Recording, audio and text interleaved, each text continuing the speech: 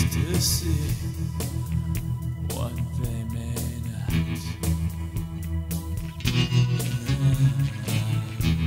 Everybody wants to be a Texan. This is a story about the Texan with a 10-gallon hat on the side of the Chevrolet. Big old horns on front of his hood. Hawaiian girl on the dashboard.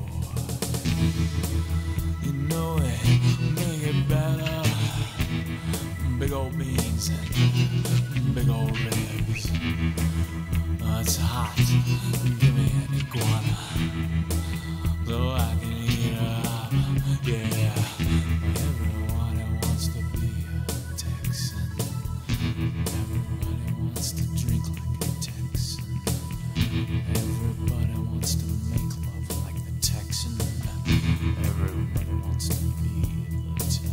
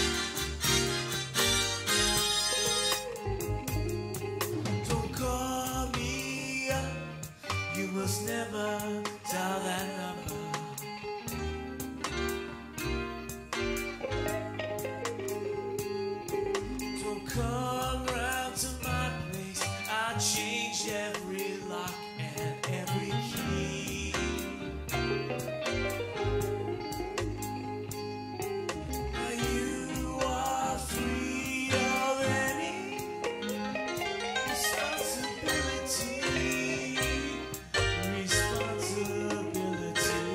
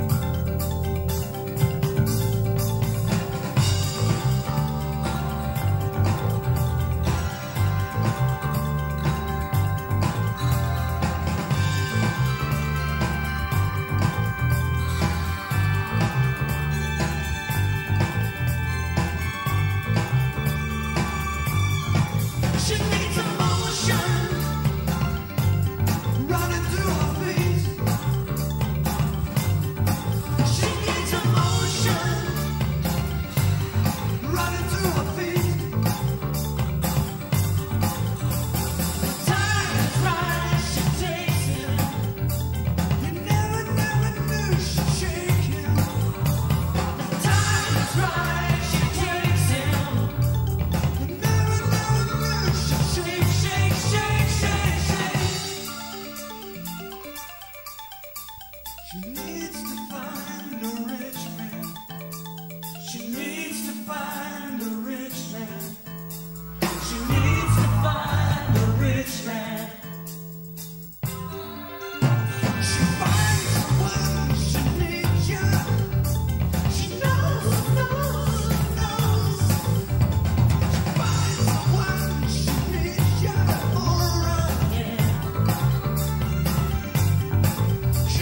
emotion.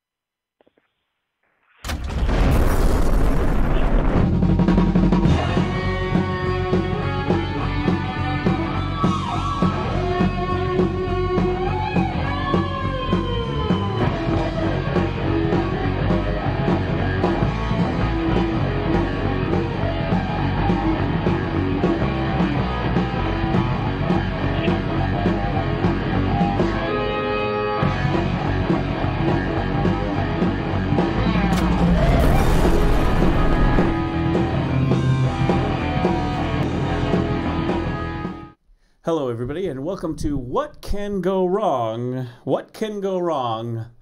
That's the new show from Coffee with Curmudgeons. That's right. That's right, Coffee with Curmudgeons. I'm Doc Normal. And over here in today's What Can Go Wrong, what possibly could go wrong, it's Jason Allen. Hi. What could possibly go wrong, Jason? Well, as you can see, I've got my sleuthing attire on, the old 70s curmudgeonist. And when I turn into this, when I turn into this, I'm no longer Jason. I'm now Dick Curmudgeon. Dick Curmudgeon. I know. I was on the case. Dick Curmudgeon on the case. Things were rolling. The birds were singing. The flowers were high. We're going into a nice fall Friday night. And what happens? Phone rings. Cue and phone. Yep. Of course, Dick Curmudgeon is on it like half a ring. It doesn't even get a full ring. Yes, Dick Curmudgeon. And then it's like, your daughter is on a field trip, and she is going to be a little late. And I said, field trip. Well, it's got to be, it's fall. Yeah, it's either Omzi. The mummies. Or the pumpkin patch, right? You going out there? Okay, that's what kids do. And then I was thrown for a loop because I'm Dick Curmudgeon, so I'm not talking to the school. I'm interrogating them, right? Yeah. All right. What's going on?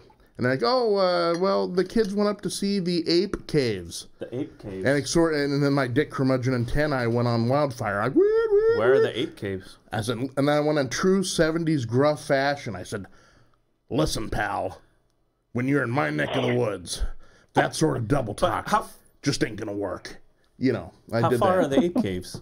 You know what? It's a mystery to know. I don't know. But they're like far away. They're like a ways away enough. They're like in Minnesota or somewhere, right? It's like you have to take a train and a ferry and a plane, and it's like, I believe it's... Dad, I'll be on a field trip. I'll be gone for 6 months. Yeah, I think it's... I have a French boyfriend now. Oh, wow. Dang it, things have changed in this sitcom. I know. No, I said, hey, where are they? And it turns out the ape caves are like 13 miles southwest of Mankato. Yeah. So you were close. Minnesota. Yeah. No, anyway. But, so the first bus comes back, no problem. Second bus comes back, no problem. Third bus... You could hear the crickets. Oh gosh! And I'm looking at the light. I'm looking at the phone. Yeah. The minutes are ticking by. I know you were like, I'm going to be a little late. Right. And in my mind, the ticking is like this deep ominous with an echo. Tick tock. Like, oh my gosh! And all I yelled, the daughter gets in the car. She's finally there. Roll down the window, and all I could come up with any line, just with a stinging rebuke for being so late. I yell at him. Doc Housel is not going to be pleased. And then I rolled on. That's right. So do you want to hear about mine? Yeah. See, because here's what I was worried about. Yes. Because you're like, I'm a little late. It's like, okay. And then I looked on the schedule, and we were going to start at 4:30. Why? When we set a schedule, roll in at about... It's like a Blazer game. Turn it on in the third quarter, because then you'll really know the third and the fourth. You don't need to turn us on. I mean, we won't be rolling until 15 minutes after we say when we're rolling. Anyway. Right. I mean, we are debutantes at the country club. We're gonna be fashionably late. That's what it is. But here's the deal. Here's my week. Okay. So first of all, I thought, oh man, I hope this guy doesn't have car troubles, because my week was one big car trouble. Oh. You mentioned that a few days ago. So I have my rig where I put the equipment for the rig, and it needs to go into the shop, right? Sure. So and it's not going to cost like $2, right? It's going to cost the money. It's going to be significant. Let's put it this way. We'll put one of Les Schwab's grandkids through college. Thank you, Mr. Schwab. Yeah, exactly. Yeah. And so that's been that. And then when I could go ahead and put it in the shop, I'm too busy. I can't put it in the shop. It's always the way. So I'm driving a sedan. Oh, you're in a sedan. Well, yeah. How was the feeling in that? I mean, good, actually. It's old school. Yeah? It's old school. It's a Volvo. Ooh. I know. It's old school. But check it out. So the battery's dying on this thing, right? Yeah. So what do? I charge it up. I take it out to my battery folks. Yes. And put a new battery in. Just to be safe. No, not to be safe. No, the battery was like 25 years old or something. It's like, well, you know, they roll it in and you go, and they're like, okay, get ready to test the battery. It's like, guys, move the tester out, just unscrew the battery, pull it out, and put a brand spanking new one in. Can we skip A and just go right to B? Yeah. Okay, yeah. It was like 5 minutes. I'm in and out and done. Beautiful, right? Yeah. I'm driving around. So, you know, I have to like put the seat down and put stuff in there. And sure. I got stuff. I'm really busy right now. And so the other day, on Wednesday, I got to go do a thing downtown. I got my you know, we got video production gear here and all that stuff. An event, one of my clients. So I load up the sedan and everything just barely fits, right? And I actually had to take one of my cases out since I don't have the rig, you know, with cables and stuff. I got this giant rollaway box. Well, I can't take that, so I've got it like in a smaller box. Yeah. Because I do try to keep things small. Because hey, you know, unless you've got 20 people hiking upstairs to get your stuff in, so I load it up. We load in the sedan and check it out. I turn the car over and it won't start. Nothing. Now I know it's not the battery. Okay. Battery's brand new and it's turning over. You know, it's doing the It wants to. It wants to start. It's not a battery issue, but it just won't start. I've been driving this thing around like it's beautiful. Yeah. So I'm like, oh, good. Someone's expecting me, and this thing won't start, right? It's Mr. Murphy, so man. I'm calling people and going, hey, what are you doing right now? Hey, can you bring your truck over? Because it's like, can I borrow it? Can you load up my truck and take me down? You know, I'm just like, are you kidding me? How many cars? So in the meantime, I'm working with Betty, and she's got the clown car. Herbie the VW Bug. Oh, that's VW brilliant. Bug. Yeah. Yes. Yeah. They'll never see you coming in that. No, a literal VW Bug, right? Yeah. And you know the thing's like, you know, just kind of doing this thing, but it's like, and I'm like, well, wait, this is not going to fit in there. And it's like, well, let's try it. We had the clown car, like every piece of gear fit in there, and we were able to get this thing out. Now, that's the third car. Now I'm like crossing my fingers that something doesn't happen to that one in the meantime as I'm trying to go around town and go places. I got to stop you here. Yeah. Okay, when you're piling stuff in, you got to do it symmetrically. It's like you're like playing Tetris at this point. You're putting everything in the back. Did you hear it in the like softly in the wind? You know the little clown. Yep. That's ready to go. Yep. So I know two things. Yeah. All of my live production and streaming equipment and a group of clowns can fit in a VW Bug. Barely. Ladies and gentlemen, yeah. We are highly mobile. Yeah. Right. Yeah. It was like, oh, how's the gear back there? Oh, who's the clown back there? I'm the clown. So anyway, I mean, I know that's not interesting, but it's like it's Murphy's. Yes. Murphy's car. So I imagined you sitting on 99 with like an axle laying on the street, just going, "Wow, I guess we got a show today." Because I'm so Murphy's Law right now, and I got an event this weekend. Luckily, I don't have to do as much for it, but I'm still just like, oh, let me get through this. What's gonna happen now? So welcome to What Can Go Wrong with Doc Normal and Jason Allen. Right. Plus. And. Yes. Finally, because she's trying to figure out what's going on with the clown car. Right. Doc Housel. Dr. Rebecca Housel. She is the pop culture professor. Yeah. People, not normal people, regular people, just all amounts of people, heads of state are going to consult with Dr. Housel about pop culture needs, right? Mm-hmm. Who do you turn to, right? You can't turn to your average person, on whatever social media. You got to go to the top, right? You're not going to sit around and talk politics with a dude, down at the old pancake house. No, you're going to go talk politics with like an ex-cabinet member or something. You're going right to the top. I have one. I've prepared one question for her. Only one? Yeah. Okay. Ladies and gentlemen, tonight's episode will be highly ad-lib. That's right. Excellent. I enjoy those. Doc Housel, how are you doing? Hey, boys. How are you? Thanks for having me on. Well, you heard our sob stories. See, the wonderful thing about Doc Housel is, I mean, we could have come on and said, "Oh my gosh, our place is burnt to the ground. How life sucks."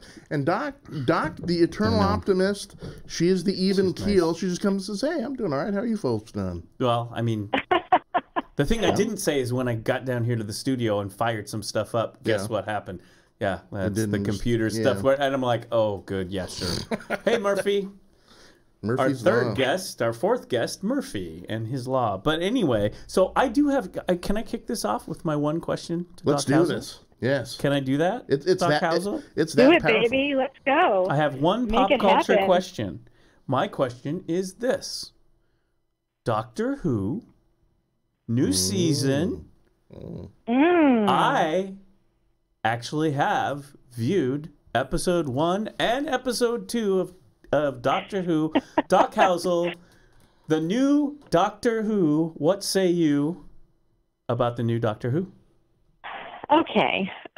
This is like kind of a little bit of a loaded question because, well, everybody, I don't know if everybody knows, but one of my jobs when I was on tour with Comic-Con was to interview Doctor Who people, including John Barrowman, who everybody knows and loves. Mm-hmm. And we did all kinds of shtick on stage with bananas. And anyway, the man loves to drop trow. That's all I'm going to say. Oh, jeez. He's a wonderful guy, and I really love him. We had a lot of fun together. But I know that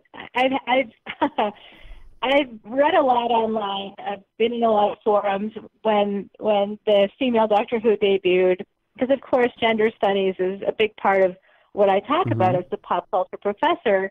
And so I was very interested in seeing that a lot of die-hard Doctor Who fans, some of them loved the Lady Doctor, but a lot of them, were kind of bristling, I would put it. Mm-hmm.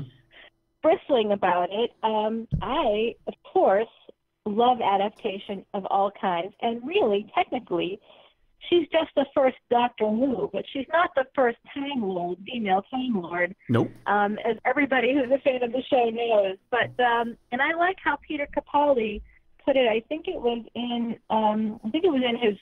his most recent season, the last season he had before this one.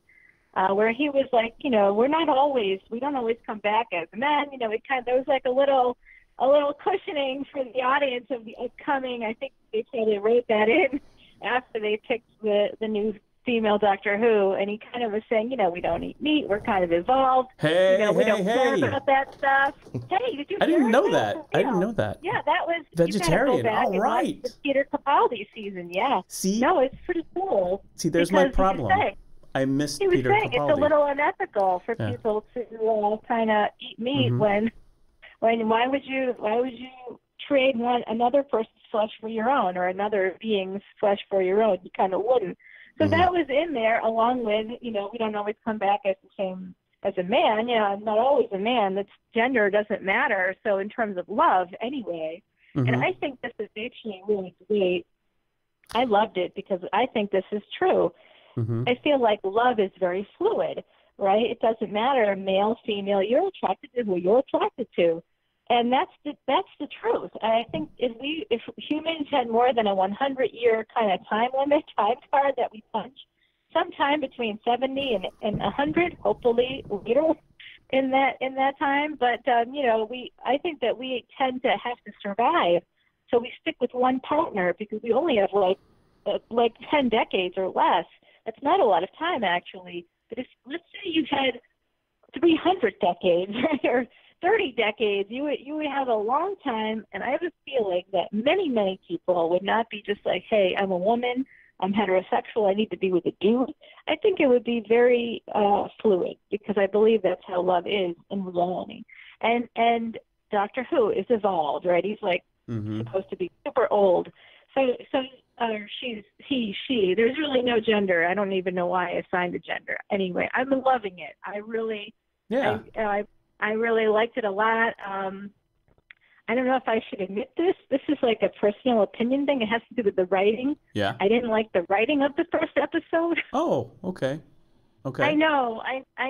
There were some things that were great. I liked Doctor Who's lines were great, but there were some plot elements that I would have, made better. But yeah, well, that's fair. fair. I'm sitting there going, this could have been tighter, but that's just my critical eye. So I did catch the first two. I have to admit, and this is something that I know.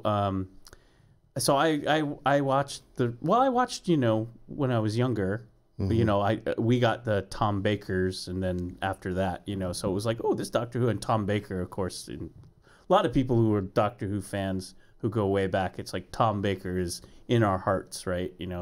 He's and gosh, if you watch something like Little Britain or whatever, where he's the narrator, he's amazing.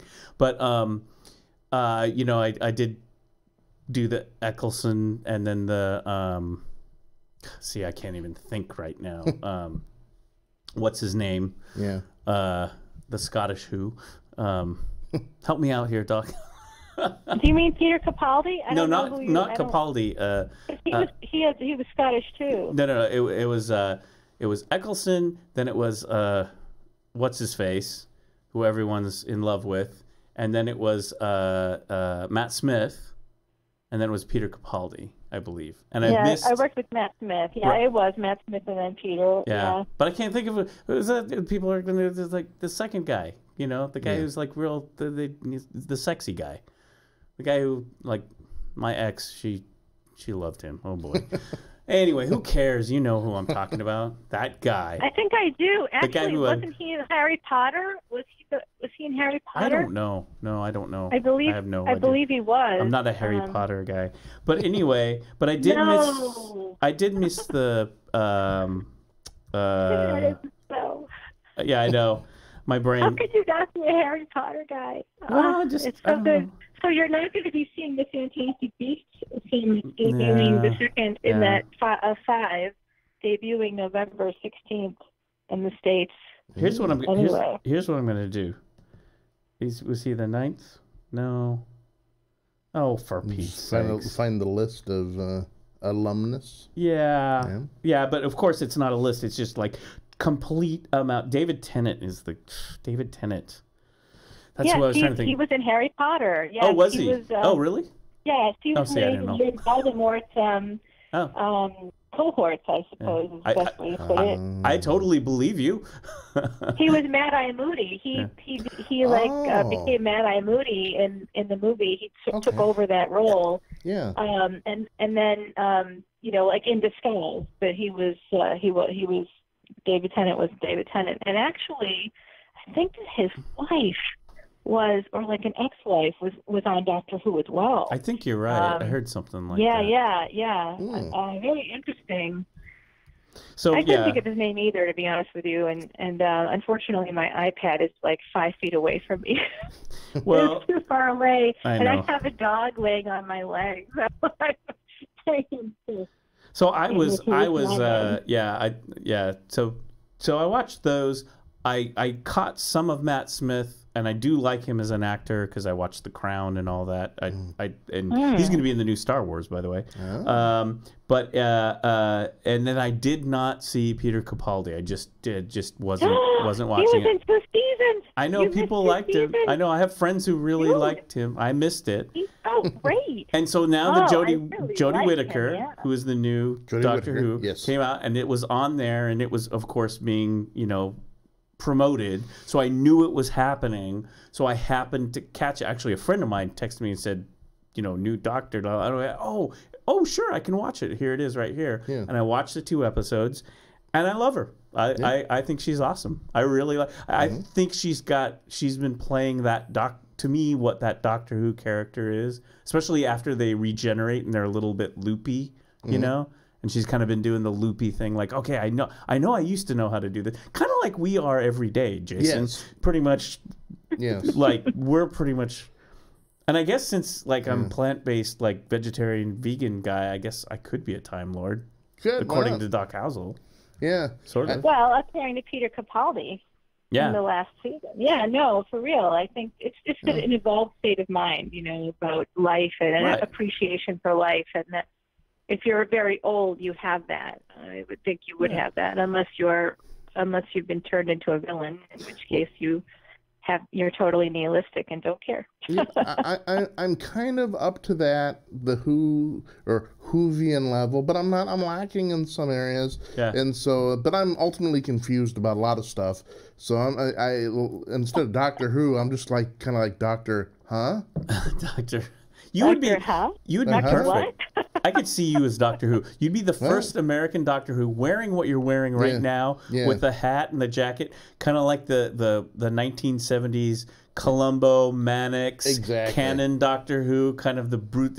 Oh, I'm Doctor Who. I'm here to solve crime. Well, maybe, or just solve some time-space mystery. Oh, okay, well... I don't know, man. You wouldn't have your TARDIS would be a giant Cadillac, right? You know, with a old style car phone, right? Yeah, with like the shark skin, interior and stuff, and the little dingo balls and everything like that. And like, so he's the new Doctor Who? No, he says he's Doctor Huh. And the only thing that we can get out of him is he keeps asking himself why he's here. Jason Allen, Doctor Huh. I like that. Dr. Huh?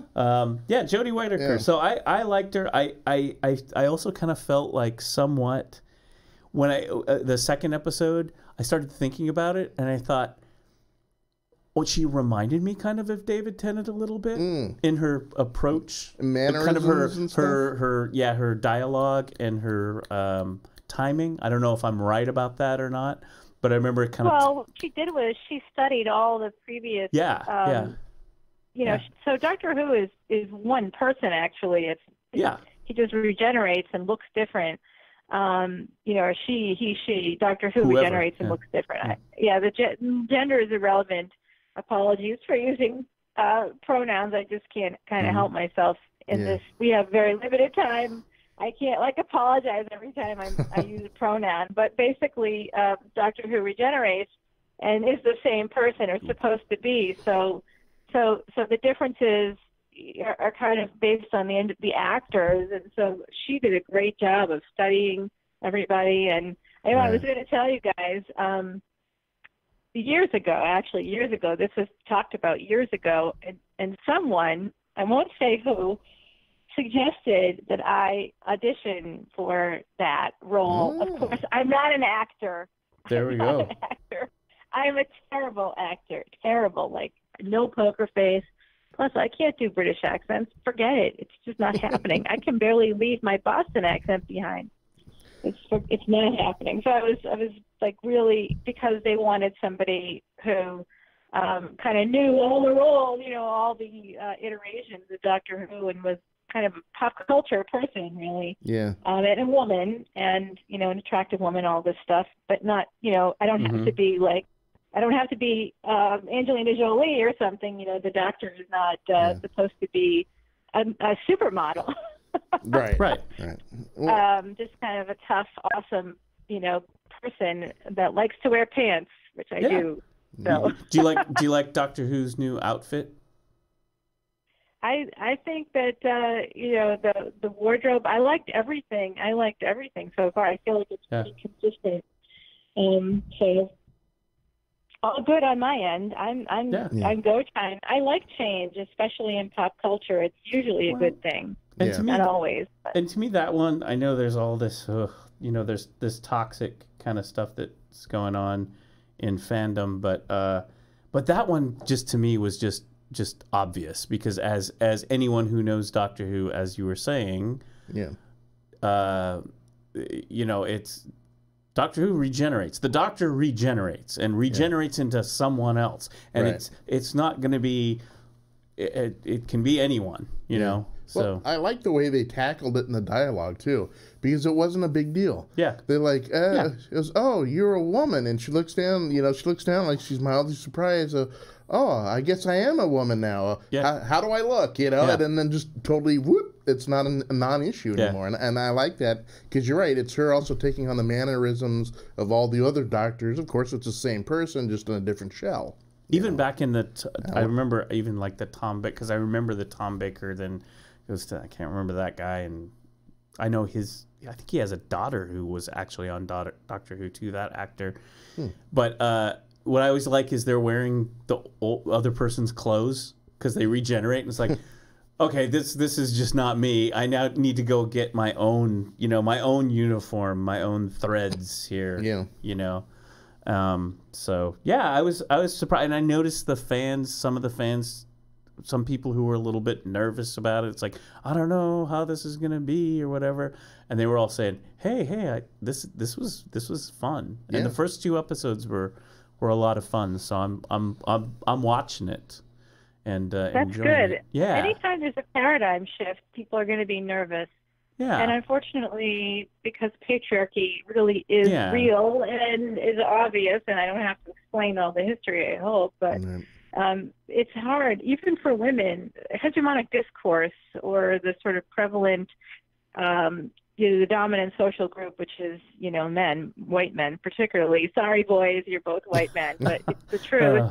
That kind of very pervasive. Even women don't recognize it when they are perpetuating it, because you grow up in it. You don't see it unless you've gone to taken some graduate courses on gender studies, even as a woman, or unless you had a very progressive mother, grandmother, some female influence that kind of told you what was going on. I kid you not, boys, I had not one clue. Not one clue. And I'm I recognize today, even today, I am very male in my thinking and how I act, and that's very likely why. Because I see how guys get ahead, men get ahead, even in relationships. Dude, I am such a man. I love it when guys are like, "Oh, I'm a nice guy. I'm not a player." I'm like, "Oh, that's too bad, because I'm the coach." Women,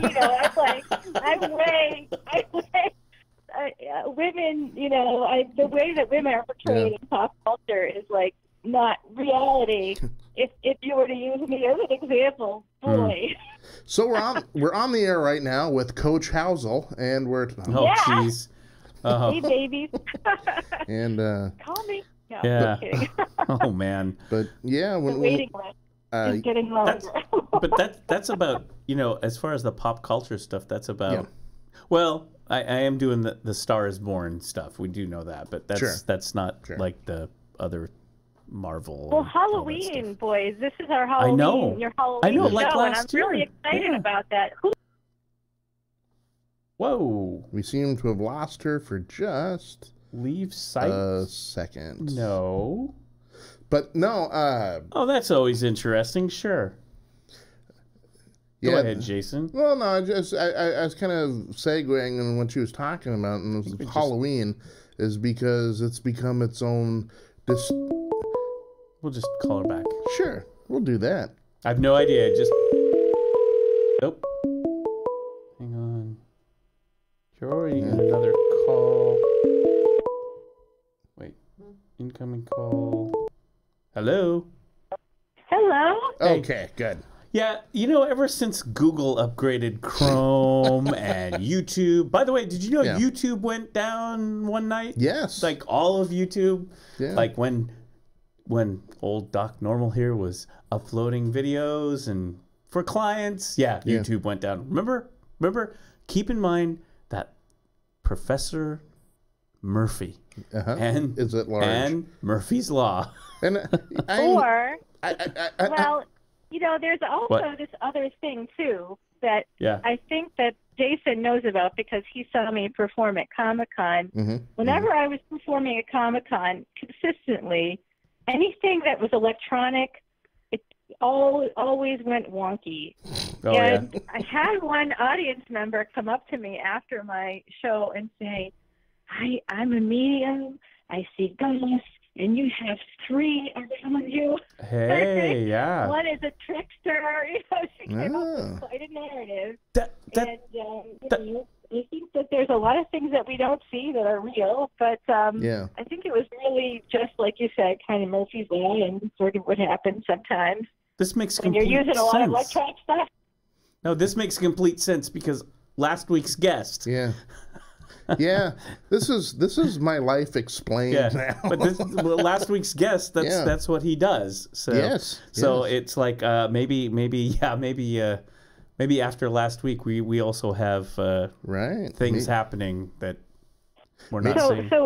A paranormal posse? This is really true, actually, right? So people that are mediums, they often feel like there are certain spirits that are attached to them. Because I worked with paranormal, as you know, I was an agent, and I dealt with a lot of paranormal reality stars.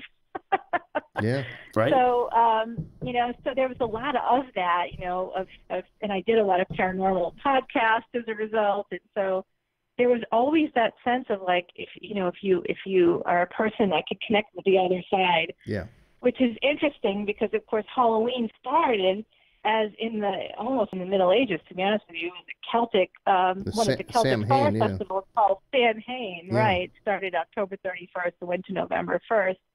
And that really was about, it's called, it's basically where the threshold between worlds, the veil, it's a thin time. It's one of the thin times when the spirits can come over. And so dressing up as a ghoul or a goblin, the reason why that started was to fool the real demons, the real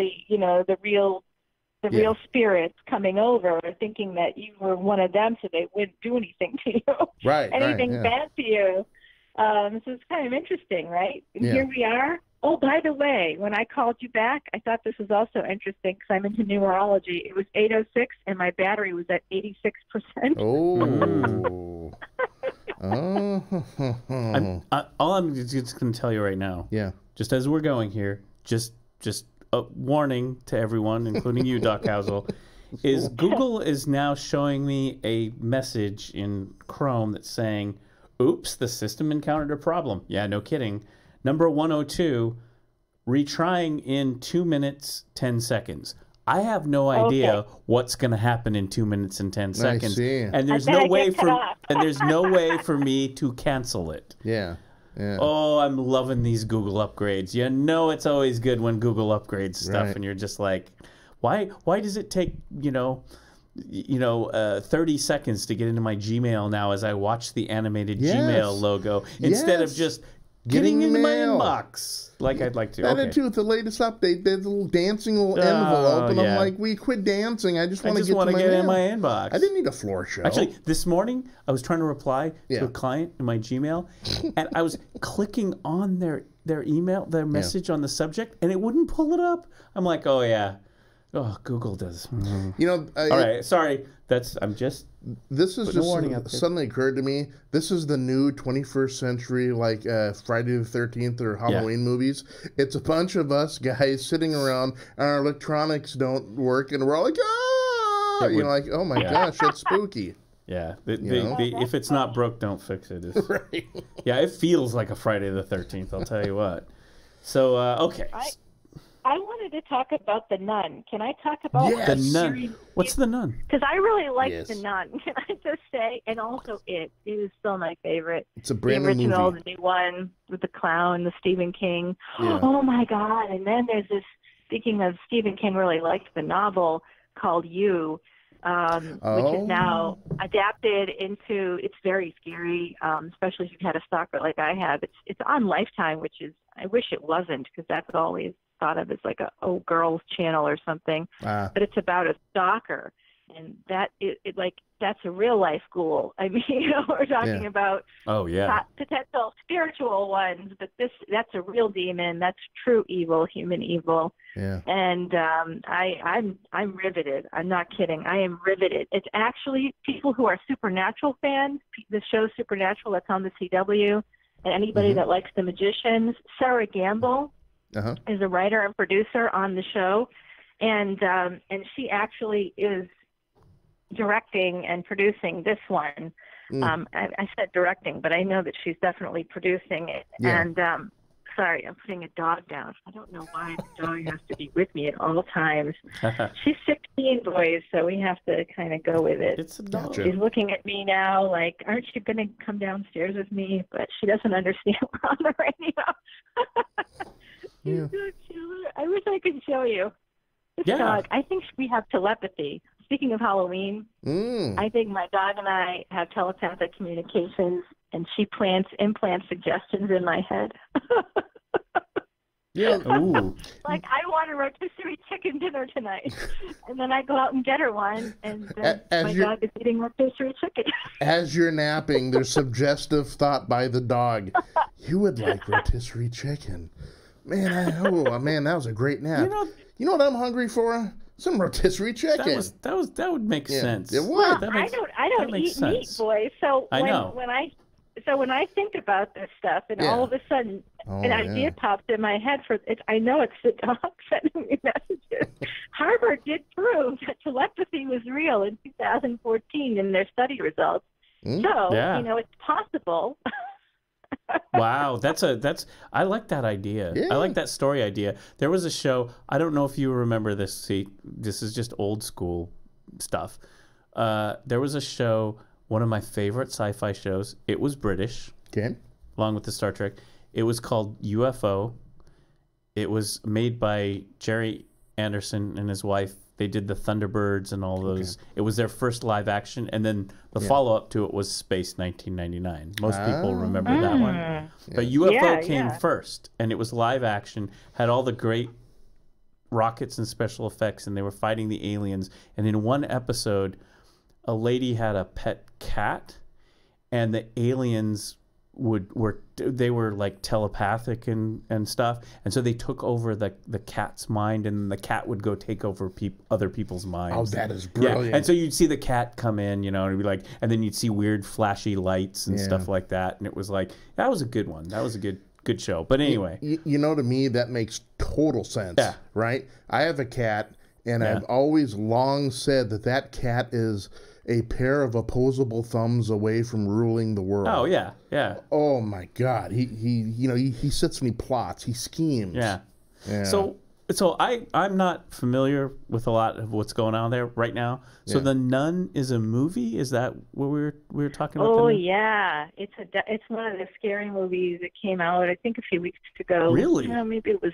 Well, yeah, and it's one of those kind of paranormal types of, the spirit of a nun, and it's like it's supposed to be scary. So I'm a bad person to take to scary movies because I actually laugh at stuff like that. I'm watching it in I had one of these, like, sometimes one of the theater owners in town where I am knows me, and I was nice to his wife, and so he's nice to, so he'll like call me and say, hey, I'd like to give you a private screening of this new thing. Can you talk about it or whatever? And I'm like, sure.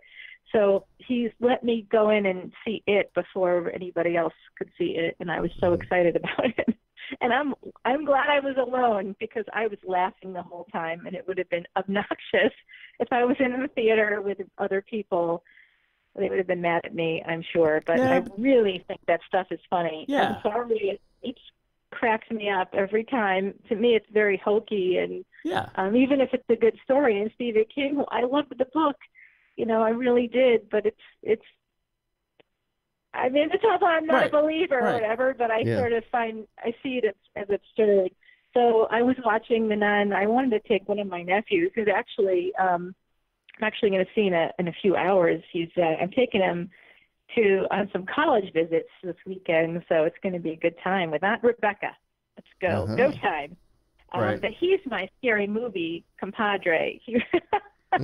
Nobody else will go with me. So I love The Nun. I thought it was great. It was perfect, perfect for this time of year.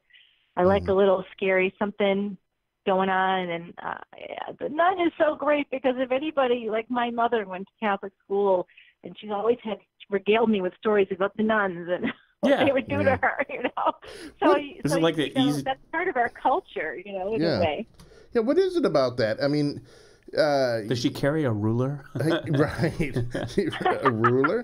But no, I mean, when movies delve into something with I won't say a biblical bent, but kind of like The Exorcist, right? Where Jesus, possession. I like that one. Yeah. Here's the priest. When the priests come in and the water and and all the spooky noises. I do like that.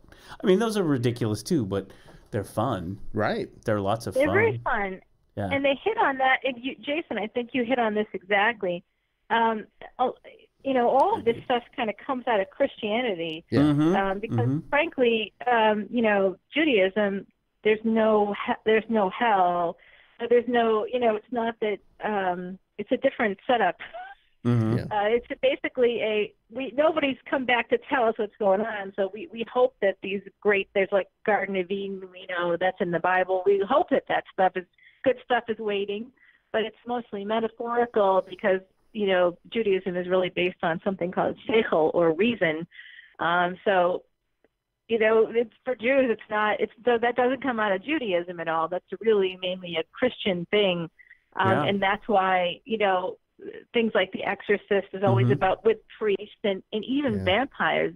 This is a great Halloween time. I would talk about this in my show at Comic-Con a lot, how vampires actually were created as anti-Semitic rhetoric from the church. Yeah, that was part of that. Yeah, yep.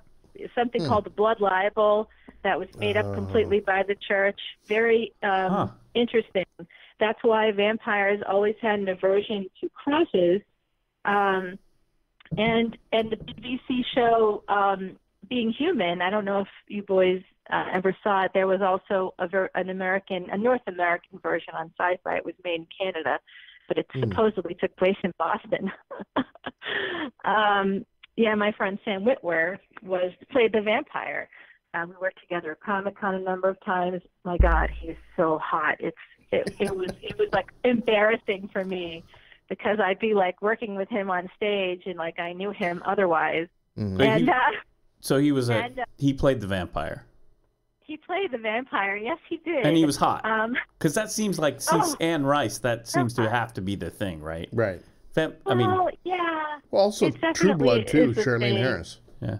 Oh my God, True Blood. Now you're in my whole wheelhouse here because I wrote a book about True Blood and Twilight, so I'm like the vampire girl. Oh yeah.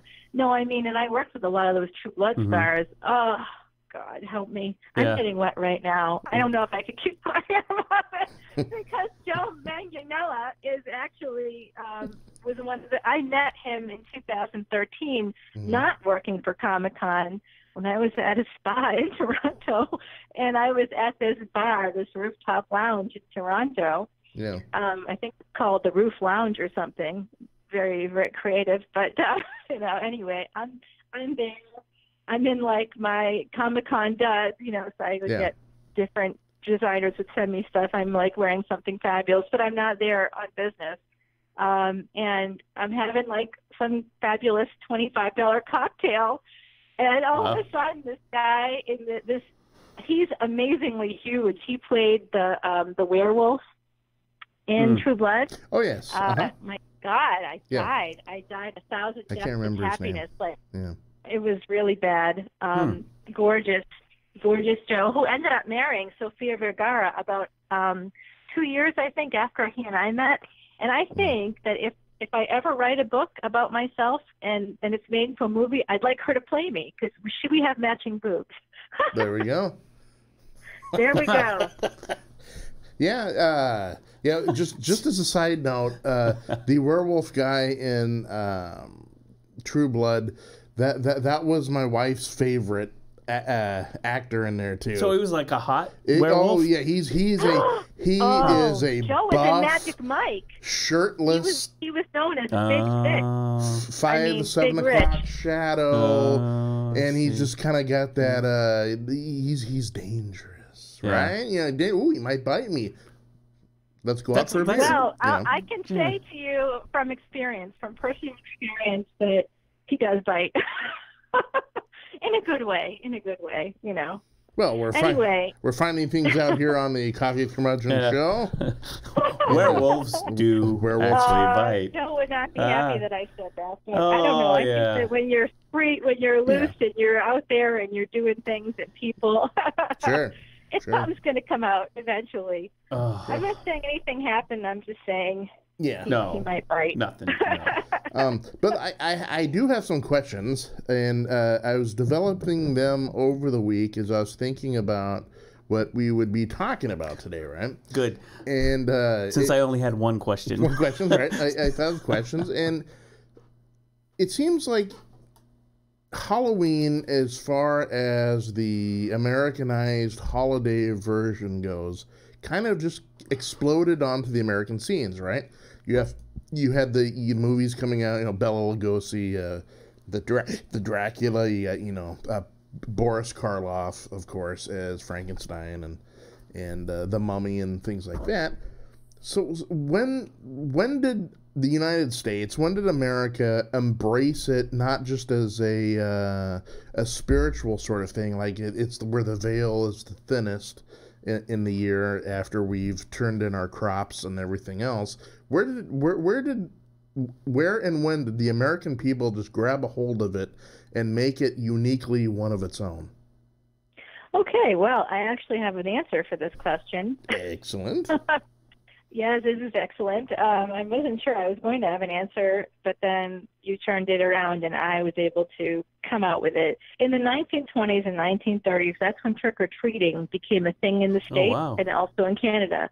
In fact, a magazine in Canada, the first time the word, or the phrase, I should say, trick-or-treating or trick-or-treat was published was in 1927 in a particular magazine in Canada. And I'm not going to say the name of the magazine because I kind of think I don't know. I'm not going to say it. Okay.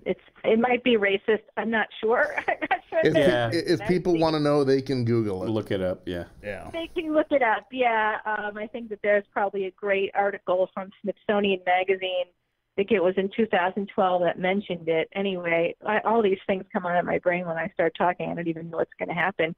But anyway, 1920s and 30s is when trick-or-treating started, and then it took a little breaky during World War II because there was sugar rationing. Yeah. So there wasn't a lot of free candy happening, but that changed. Well, that's a good point. And then after World War II, it started picking up again. I know, isn't it interesting? It's just really a cool history, and it all started really with Celtic Samhain. There's the Day of the Dead too, of course, but that's a little bit of a different tradition. That's not quite. I mean, it's similar, but it's not. Samhain is one of 4 Celtic fire festivals that literally, if you went to Ireland, you could see. I want to say that there's actually Paleolithic evidence, megalithic evidence, definitely megalithic. I mean, this is like 6,000 plus years old. Just tons of amazing stuff over there. I go every year. In fact, boys, in 2019, I am taking a very small group of people over to Ireland for a tour of thin places, speaking about ghosts and Halloween, stuff like that. So, yeah. Do you feel like maybe shooting some video while you're over there, and there you go. You want me to shoot some video for you? Sure. What kind of video are we talking about? Well, no, you could be our correspondent, right? There you go. I'm spinning it like that. Yes, I'm spinning it like that. But, if anybody wants to sign up for the tour, they can check it out anyway.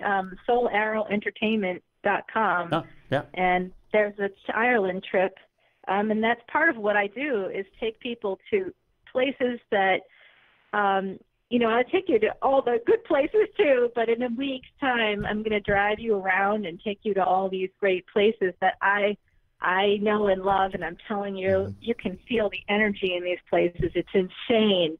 I'm not going to say where they are because that blows my entire tour. Sure. But it's really good. A lot of thin places, I'll put it to you that way. Amazing. There it is right there. Yeah, New York to Ireland too. So would I be correct in the statement that the first big breakout American sort of Halloweenish horror sort of monster movie meshing together, would I be right? Was it Nosferatu, or was it right? So great question. Nosferatu was 1922, and that was a German film. Max also anti-Semitic, as you might imagine. Well, in 1922 Germany. Anyway, enough said. And then really it's Bela Lugosi, who's the first kind of Dracula in the States, and all of these characters are all of these vampire characters, I should say, are based on Bram Stoker, who was an Irish author, but he lived in UK, and he wrote Dracula and wrote it like basically a bunch of diary entries, which was kind of popular at that time. And as part of what influenced Bram Stoker and influenced a lot of writers in the late kind of Victorian period or pre-Edwardian period, were these pamphlets called Penny Dreadfuls. Now, anybody that's a fan of Penny Dreadful, the show, it's on Showtime, it was a great show, and it was a mashup of Frankenstein. You know, you had Dorian Gray, you had like all these different kind of characters kind of combined, including vampires and Dracula. But Frankenstein was 1818 and 1819.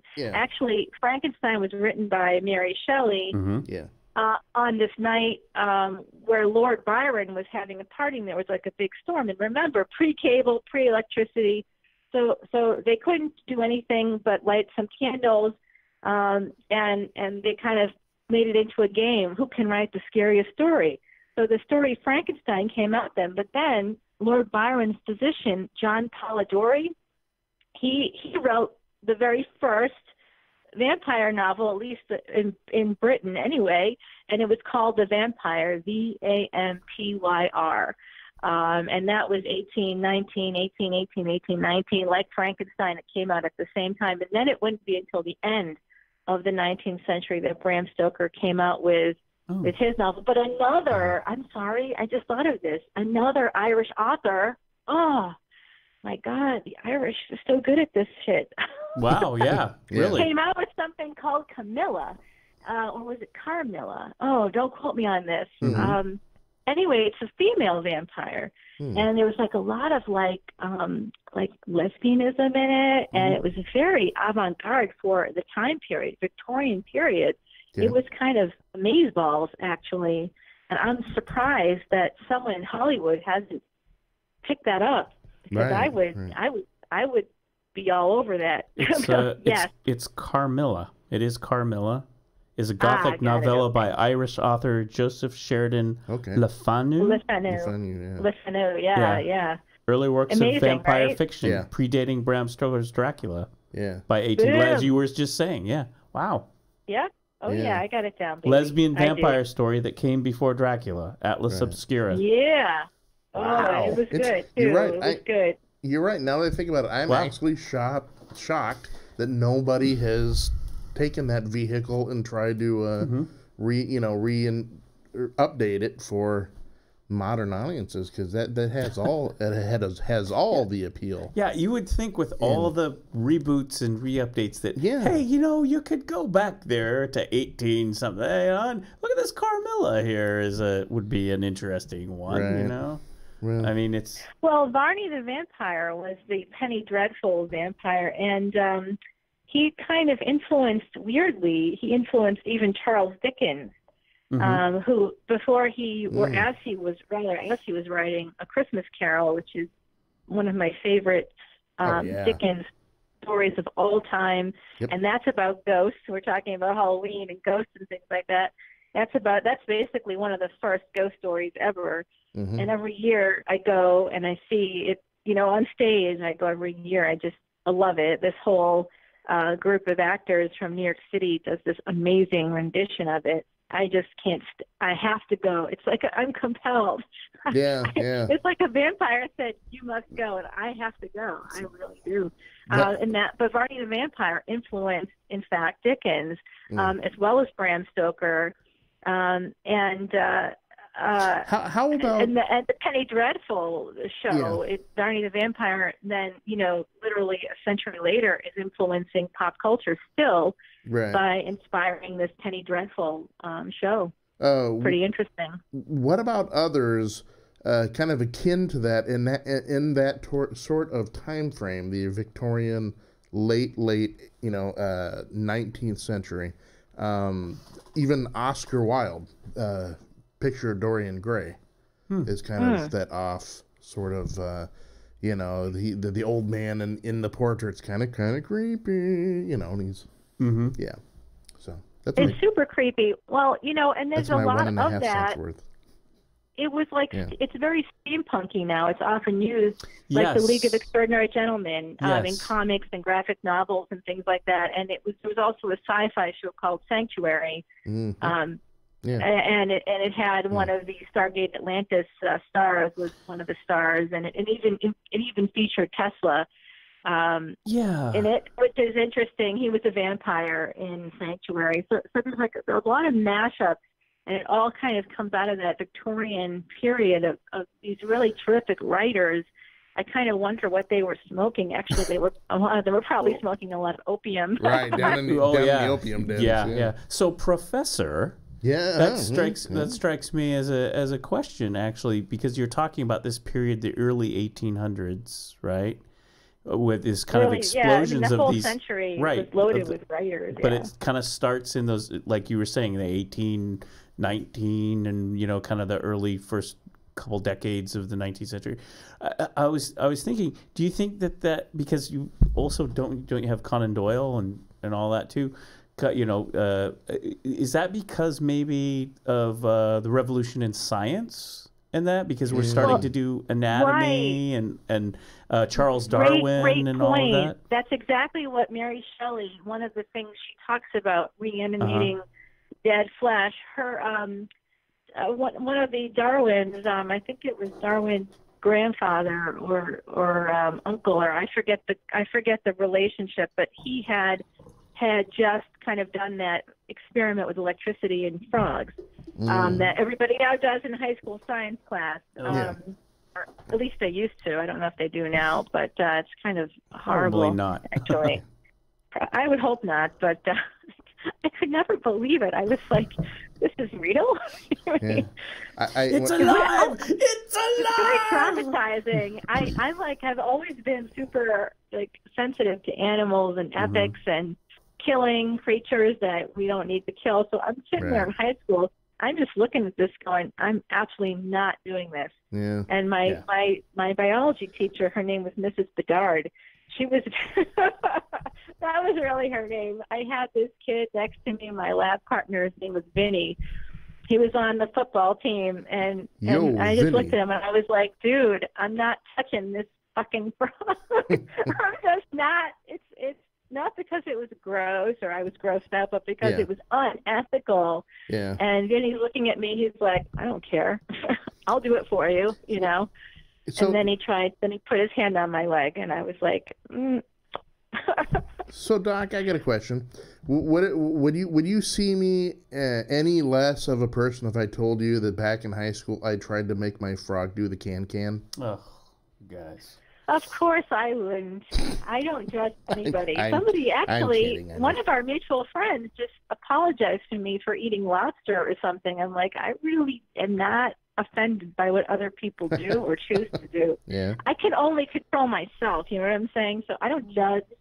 This is just and it's just my thing that I do, and I know Doc is on board, but it's okay if other people aren't. Everybody comes to it at their own time in their own space, and you can't force yourself. I have modified my diet. I'm not totally meat free, but I have I've cut back and. You stopped drinking the blood of your victims? I did. I stopped drinking the blood of my victims, and Vampira. And I no longer go into public places and just yell blood sacrifice. I don't do that anymore. Yeah. So I mean, I've noticed that's helped. Yeah. I very helpful. Yeah. I don't know. Yeah. I think if I remember vegetarians and vegans, it's just about the animals. I think the cannibalism, and if you guys want to take out each other, you go right ahead, you humans, but you vampires, you go, And the I don't know. The knuckle dragging Cro-Magnon man that I am. I've always maintained if technology could get to the point where, and it largely has, where you can have meat-like products that are, you can. soy-based, right? There's all sorts of, and I dig it. There is all kinds of stuff. So yeah, they're using techniques like that to grow meat in the lab now. So it is Frankenburgers. Listen, I've told management firmly, I am out before we get to the Soylent Green part. Oh yeah, I'm off that train before we get to Soylent Green. So kind of recapping back here, this is interesting because I'm learning things as we go here about the first appearances of the vampire and kind of that whole what was going on in society, scene, right? and then the Christian, because the heroes have to come in with the crucifix and all these. I want to find out who what Doc Housel's favorite vampire is. Ooh. I will tell you who mine is. I mean, it's a tie for me. Okay. For me, it's a tie. I love Bela Lugosi. Oh, of course. I mean, it's just the classic. I mean, just every time Bela is in a movie and comes on, even when he was, Ed Wood, you're still like, I mean, he's just like Peter Lorre when Peter Lorre was in the same boat as Bela Lugosi, and you're not, you're just like, you're like, oh, but it's Peter Lorre, it's Bela Lugosi. But I'm gonna throw out a little honorable mention or a good, if you haven't seen this Halloween, if you can find, I don't know where you can find it, in print or whatever. I wish it would be on Netflix or whatever. Okay. And that would be Klaus Kinski's Nosferatu. Yes. And that was directed by... my brain is not working today, by the way. Isn't that the one with Max? I'll tell you who it was. It's like Max Schnell or Max Schmel. No. He was it was a Jewish actor who played Nosferatu, and then the original, yeah. Yes, the original, and his name was Max, and he ended up supposedly dying of a heart attack, but it was during the Holocaust. So I would say that that heart attack might have been really more like an oven, being pushed into an oven. There was the original. There was a wonderful movie of the making of Nosferatu. Yes, and I'm gonna slaughter the name because of my foggy brain. But it was, I believe, the person who played the lead actor was it John Malkovich, wasn't it?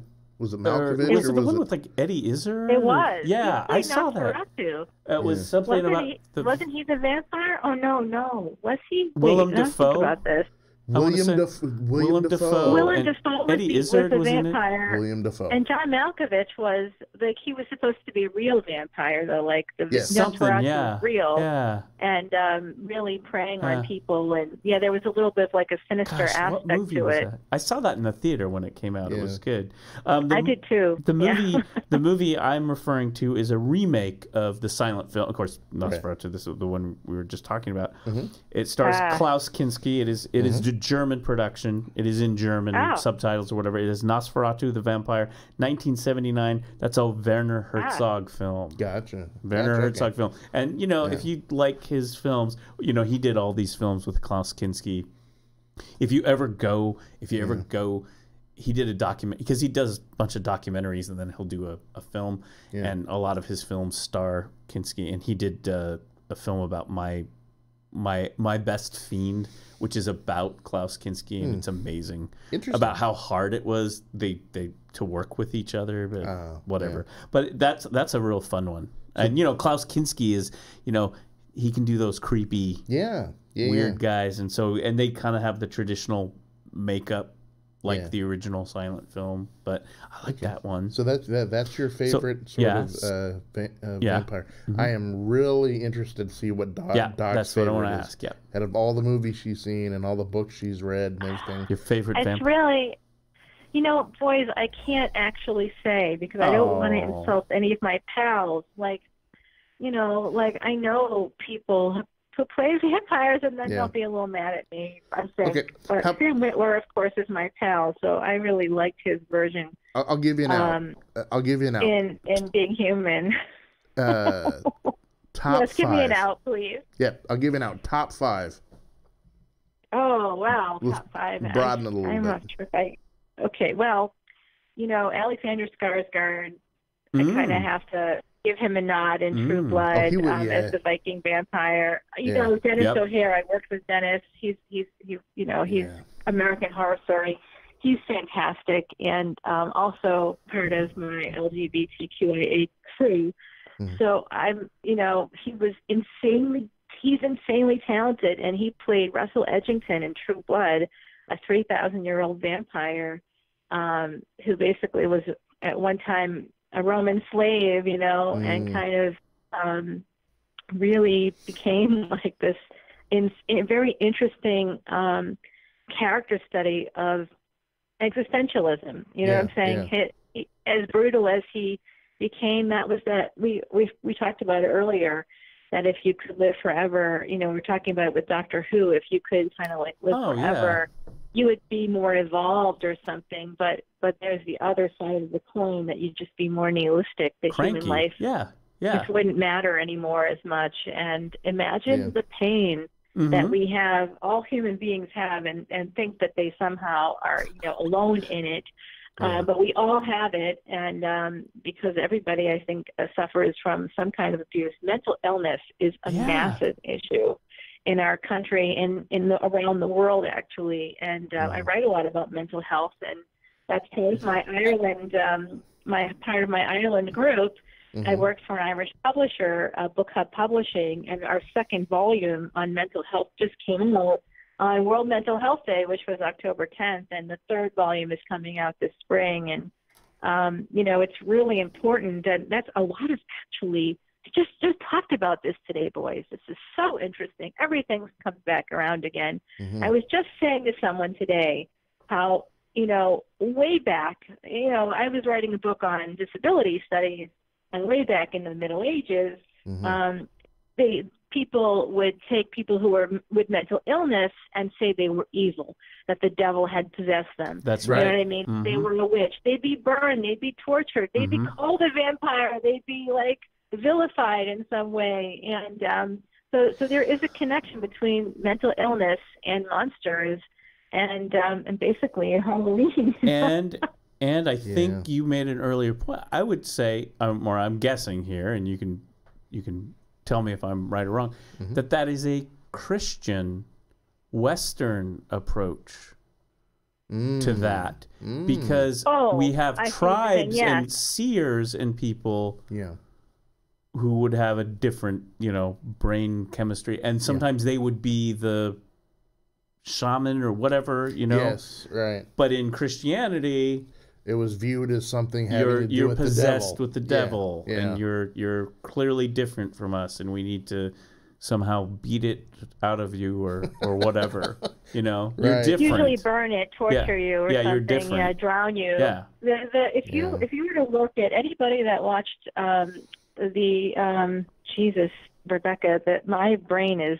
I have not eaten enough chocolate today, or enough carbs, probably both, but. This is what happens when you're skinny. You just don't have any brain power. No, if you watch the Borgias at all with Jeremy Irons, Showtime, but there was just in a number of variations. But if you're familiar with the history at all, I come at it from a pop culture viewpoint, but I know the history as well. If you ever could see the number of disgusting and really sadistic and sexually weird and rapey torture devices that they would do in public to people that were considered heretics in front of a whole square of people, in front of where the Pope lives. The Pope is sitting there watching this, and I'm like, this is not at all religious. There's no God ever, ever, ever who would want his creations to do this to each other. You know what I mean? Like, it's bizarre, and a lot of this stuff was 100%, you're totally right, driven by the church. And anybody that's a believer, I'm not saying that you shouldn't believe or that it's bad. Whatever you do, as long as you're a good person and not sticking hot pokers up someone's ass, for believing something different than you, that's fine. It's using fear and intimidation for power. And I don't know if I've talked about this with you. I think I've mentioned this on the show. Going to Europe I was like 18 or whatever. And of course, you're 18, you're a guy, right? Yeah. And here you go into this medieval town. I think it was called Rotterdam in Germany. And guess what they have? One of their big features is the torture museum from the Middle Ages. Oh man, and it is real. And it's like one of their pieces is the oldest Iron Maiden in Europe, and thumb screws and all these things you're actually talking about. Like I was going through this museum, and of course, I'm a teenager. I'm an 18-year-old boy. I'm like, yo, this is so cool, dude. Right. Iron Maiden. Right. See, I was gonna break in with the narrator voice, and that's when little Bobby found out that Iron Maiden just wasn't a metal band. Exactly.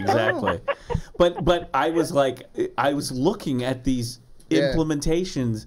And and the whole guide, and they told you what they did to these people, the victims. And you're right, it's the church. It's the church. It's you're a bad person. You're caught doing something or something, and it's way worse. Like the punishment is worse than the sin, I guess we would say. Oh my word! Confess. It's really true, and it's disturbing when you think that. Upstairs, there are altar boys doing the catechism, and the level down it's like one of the 7 circles of hell, right? Okay. Where they're But, okay, it all goes back because I was watching some reruns. They're on Netflix right now. Okay. Monty Python. Oh, me too. Yeah. And the Holy Grail. Oh yeah. Is she a witch? Does she float? Is she a witch? Right. Right. Well, she has a wart, and it's like you stuck this thing on me, right? That whole logic of. Are you a witch? Yeah. Burn her, drown her. She's a witch. I'm not a witch. Did you boys know that I wrote a chapter in Monty Python in philosophy? Yay! You didn't know that. Ooh. Yeah. I'm a big fan. Also, Downton Abbey in philosophy. Oh, nice. Yeah. Huge. I love me some Downton Abbey. Yeah. Oh my gosh. I just rewatched all of the seasons recently. Oh, speaking of which, Doc Normal, you were talking a lot about a lot of BBC and British stuff. Yes. I want people to know that if they do Amazon Prime, not only can you get onto this Prime Pantry thing, which takes away any of your grocery store frustrations like mine, and you can get all this shit for like super fast and half the price that you get it at your local grocery store. But also you can get BritBox. BritBox, everybody. Oh, that's every right. season of Doctor Who ever. Yeah. Yes. Yeah. It's Netflix. Unite. Right. Mm-hmm. Go sign up for Prime, and you can get get yourself some BritBox, get some Doctor Who action, and you know what Netflix did to combat that? They got sneaky, dude. It was literally a kick to the undertables on this one. I hold them personally responsible. Because I was looking into it, I'm going to go get that BritBox, man. This is going to be great. And watch all the shows. So what do they literally do? Okay, we'll give you all of the Monty Pythons. I love the Monty Pythons. So that's why all the Monty Python stuff is on. Because I just noticed it. And what was I? Yeah. I was doing some chores and getting ready to go to bed. And it's like, well, you know me. I'll watch some old Monty Python because I grew up with this stuff. I love this for stuff. something completely different. Yes. Heck, it even made me think of new sketch stuff. Yeah. We could, like when we're talking about doing different shows and stuff. This is, folks, I'm mentioning it now, intellectual rights. So you out there in Sheboygan, too bad. Mm-hmm. What would you think of the medieval, like if you mashed up Judge Judy and Judge Wapner, the medieval people's court? I think it would look like something it would look just like a Monty Python sketch. Right, yeah. In fact, I watched that Monty Python. That's one of their first episodes where they do the court. Anyway, and Richelieu comes in. And never mind. We got to get back to the vampires. Sorry. Speaking of the vampires and Britain and Monty Python, two British actors. I got to throw in, I said Klaus Kinski because that's one that a lot of people don't know is that revival of Nosferatu. But I do have to, I have to say, Bram Stoker's Dracula, Gary Oldman. Oh, as Vlad. I love some Gary Oldman. He can do anything. One of my most favorite actors ever. And when he comes out and plays, Vlad, the Impaler. I love it when they go and they finally see the painting. Of him. Yes. Like the classic painting, like, I've just impaled everyone. I've impaled this entire town, and put their blood on my my armor, and it's just like in the background. There's all these people like hanging from pikes, you know. Yeah. Sure, there's a portrait for you. And they're like, huh. Wonder if this guy will like Gary us. Oldman is classic, and actually I'm going to name drop. I'm going to do a little name dropping right now. Everybody who loves vampires loves them some Buffy, some Joss Whedon, Buffy and Angel, and you probably know my friend Juliet Landau. Let that sit there for a second. Okay. Yes, she's my pal, and actually, she and her husband did this film that I was supposed to be a part of, but boys, I don't know what to say. I'm like self-sabotager number one. I was supposed to fly out and do this, but I just couldn't go at that time. And then I was supposed to reschedule, and literally I missed the window. And so I'm not a part of the film, which is really sad. But she developed a film that's about the history of vampires, and she interviews Gary Oldman. Oh, nice! Who's a mutual friend. Yeah, no, I mean she interviews all of the vampires, and of course everybody that kind of knows me, is familiar with me, knows that James Marsters was one of my clients at Comic-Con. I often interviewed him on stage, and he was Spike, who is this character that wasn't even supposed to continue in the series. He was supposed to be killed off. But they loved him. He played it so well, right? Exactly. Y'all loved him. You ladies loved him. Crossing over to Angel, and I mean, James is like an insanely talented actor. Yeah. Juilliard trained and everything. He has to be one of my favorite. Actually, he and Juliet, them as a couple, definitely two of my favorite. You know, she's maybe my favorite female vampire because she plays this female vampire, Drusilla. She is so fucking crazy. Yeah. It's fantastic. And you would think that would happen too. Look at what can happen to, vampires are a metaphor for us, for human beings. Right. That's why they look like us, and they can be killed just like us. They just are a little tougher, basically. It takes a little bit more. Well, can you imagine? I mean, for real, you can cut off their head or whatever. Hey, I don't know. I'm kind of thinking I might be immortal. Let's not test the theory, anybody. That's the thing I've about lived through arrows attacks and these really high-grade brain tumors and all these things that most people die. Do you know that I'm a 27-year survivor of high-grade brain cancer? Yeah. I want anybody that's met anybody older than me who survived high-grade brain cancer, not little low-grade brain cancer, not benign brain tumors, but like high-grade brain cancer. Please let me know if you know anybody who survived longer than 27 years in the United States alive today. I have a friend who's a neurosurgeon, and he's like, you are extraordinary. I don't know of anybody. Like, I'm off charts. I may have a person for you. Okay. Uh-oh. Quincy Jones. Oh. I just watched his documentary on Netflix last night. Yeah. And what he survived, because he had the brain, same thing, and his doctor, it was the same thing. We were really surprised you lived through that. And, he's like in his 80s and whatnot, and still going. He had strokes and everything, but he's still going strong. Yeah, you and Quincy Jones, that's not bad. That's not bad company. Yeah, I see. No, it's not at all. That's pretty good. It depends on what his diagnosis was. I would be curious. Yeah. But actually, Mark Ruffalo, who played the Hulk and the Avengers and all the Marvel films, he's also a brain tumor survivor. I did not know that. Maria Menounos, I think she's one of she's become one of our peoples now. There's just sadly, brain tumors are something that's totally not genetic, not familial. It's completely and totally because of the environment. Yeah.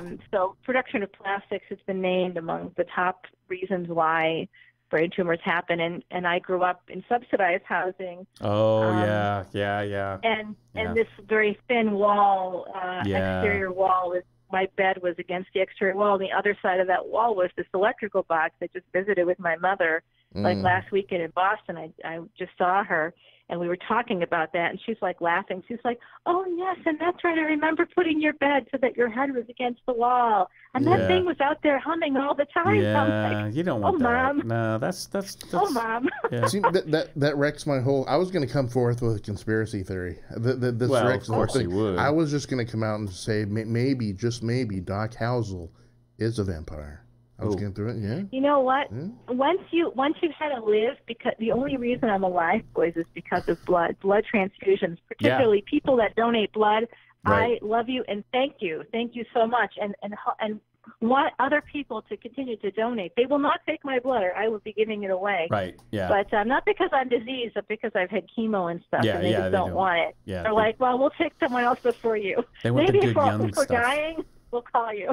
I gave a lot of blood when I was in high school. Yeah. Because I was That's strapping. good. Yeah, and it was like, do you want to donate blood? I had 9 bags of blood in like one me too, full in high day. school. I was dying. If I didn't get it, I would not be talking to you right now. Yeah. And that was 17 years ago, and that was because of chemotherapy. It was literally killing me. Yeah. And I my blood pressure was so low. They're like, we don't know how you're still alive, and I'm like, I don't know. I mean, maybe maybe I would still be here. I don't know. It seems like there's a lot of those moments in my life where like I get almost get hit by a car, or I was like in the middle of this intersection and magically I didn't get hit, and they don't, but I think I must have gotten hit. They don't know how I survived, and I was like 6 years old. They were like all these weird things that happen. So who knows?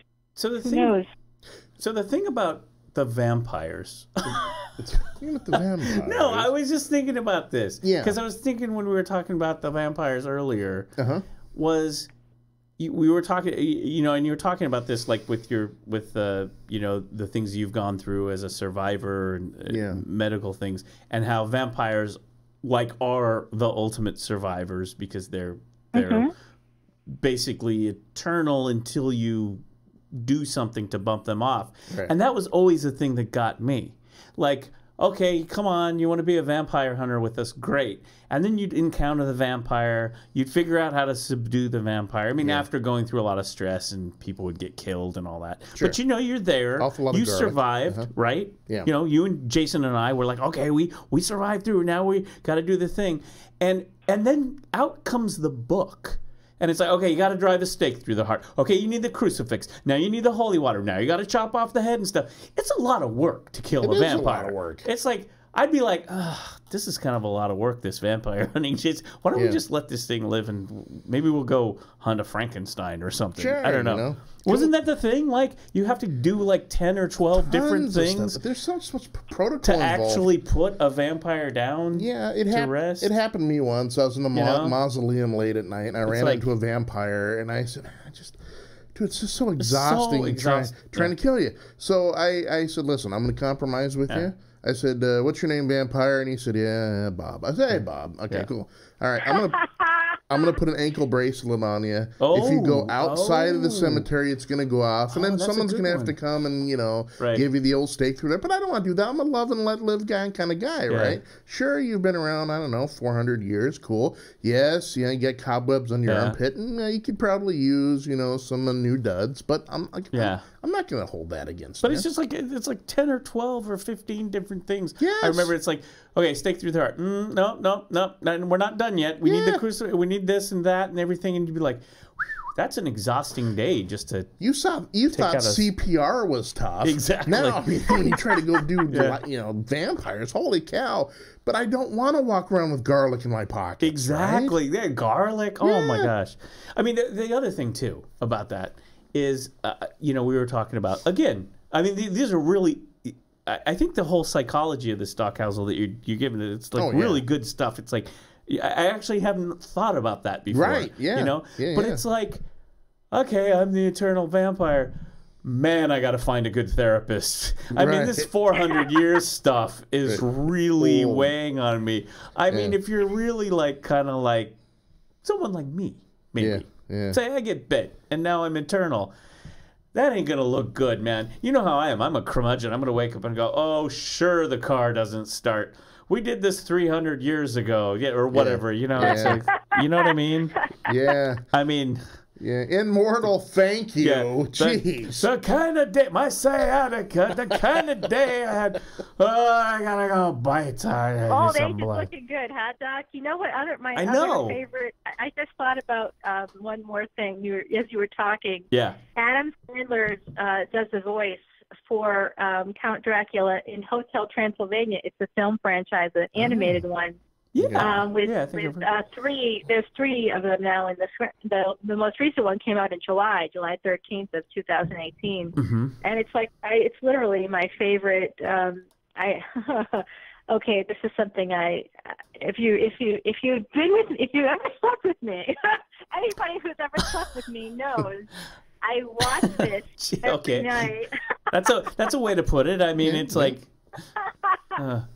My dog knows, and I was gonna say the number. I'm not gonna say the number. Yeah. But there's a few people, and there's one person right now that knows. He's like, I'm like, right, it's like about to fall asleep or something, and he's like, hey, should I turn this on for you?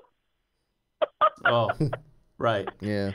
That's hot. That's sexy, right? I mean, actually, for me, I'm like, oh, you know what I like.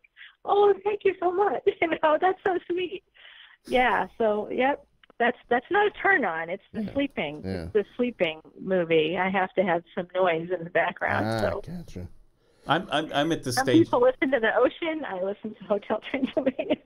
I think guys like Jason and I listen to the noise of our CPAP machines as we're sleeping. Yeah. It's a medley, really. We sound like Darth Vader and sleeping. It's like it's the whooshing of CPAP machine with a soft background of old time radio. Pretty much sound like Darth Vader. Boys, it's like my mantra is, I'm telling you, I don't know what this is, but men between 20 and 32 are like me.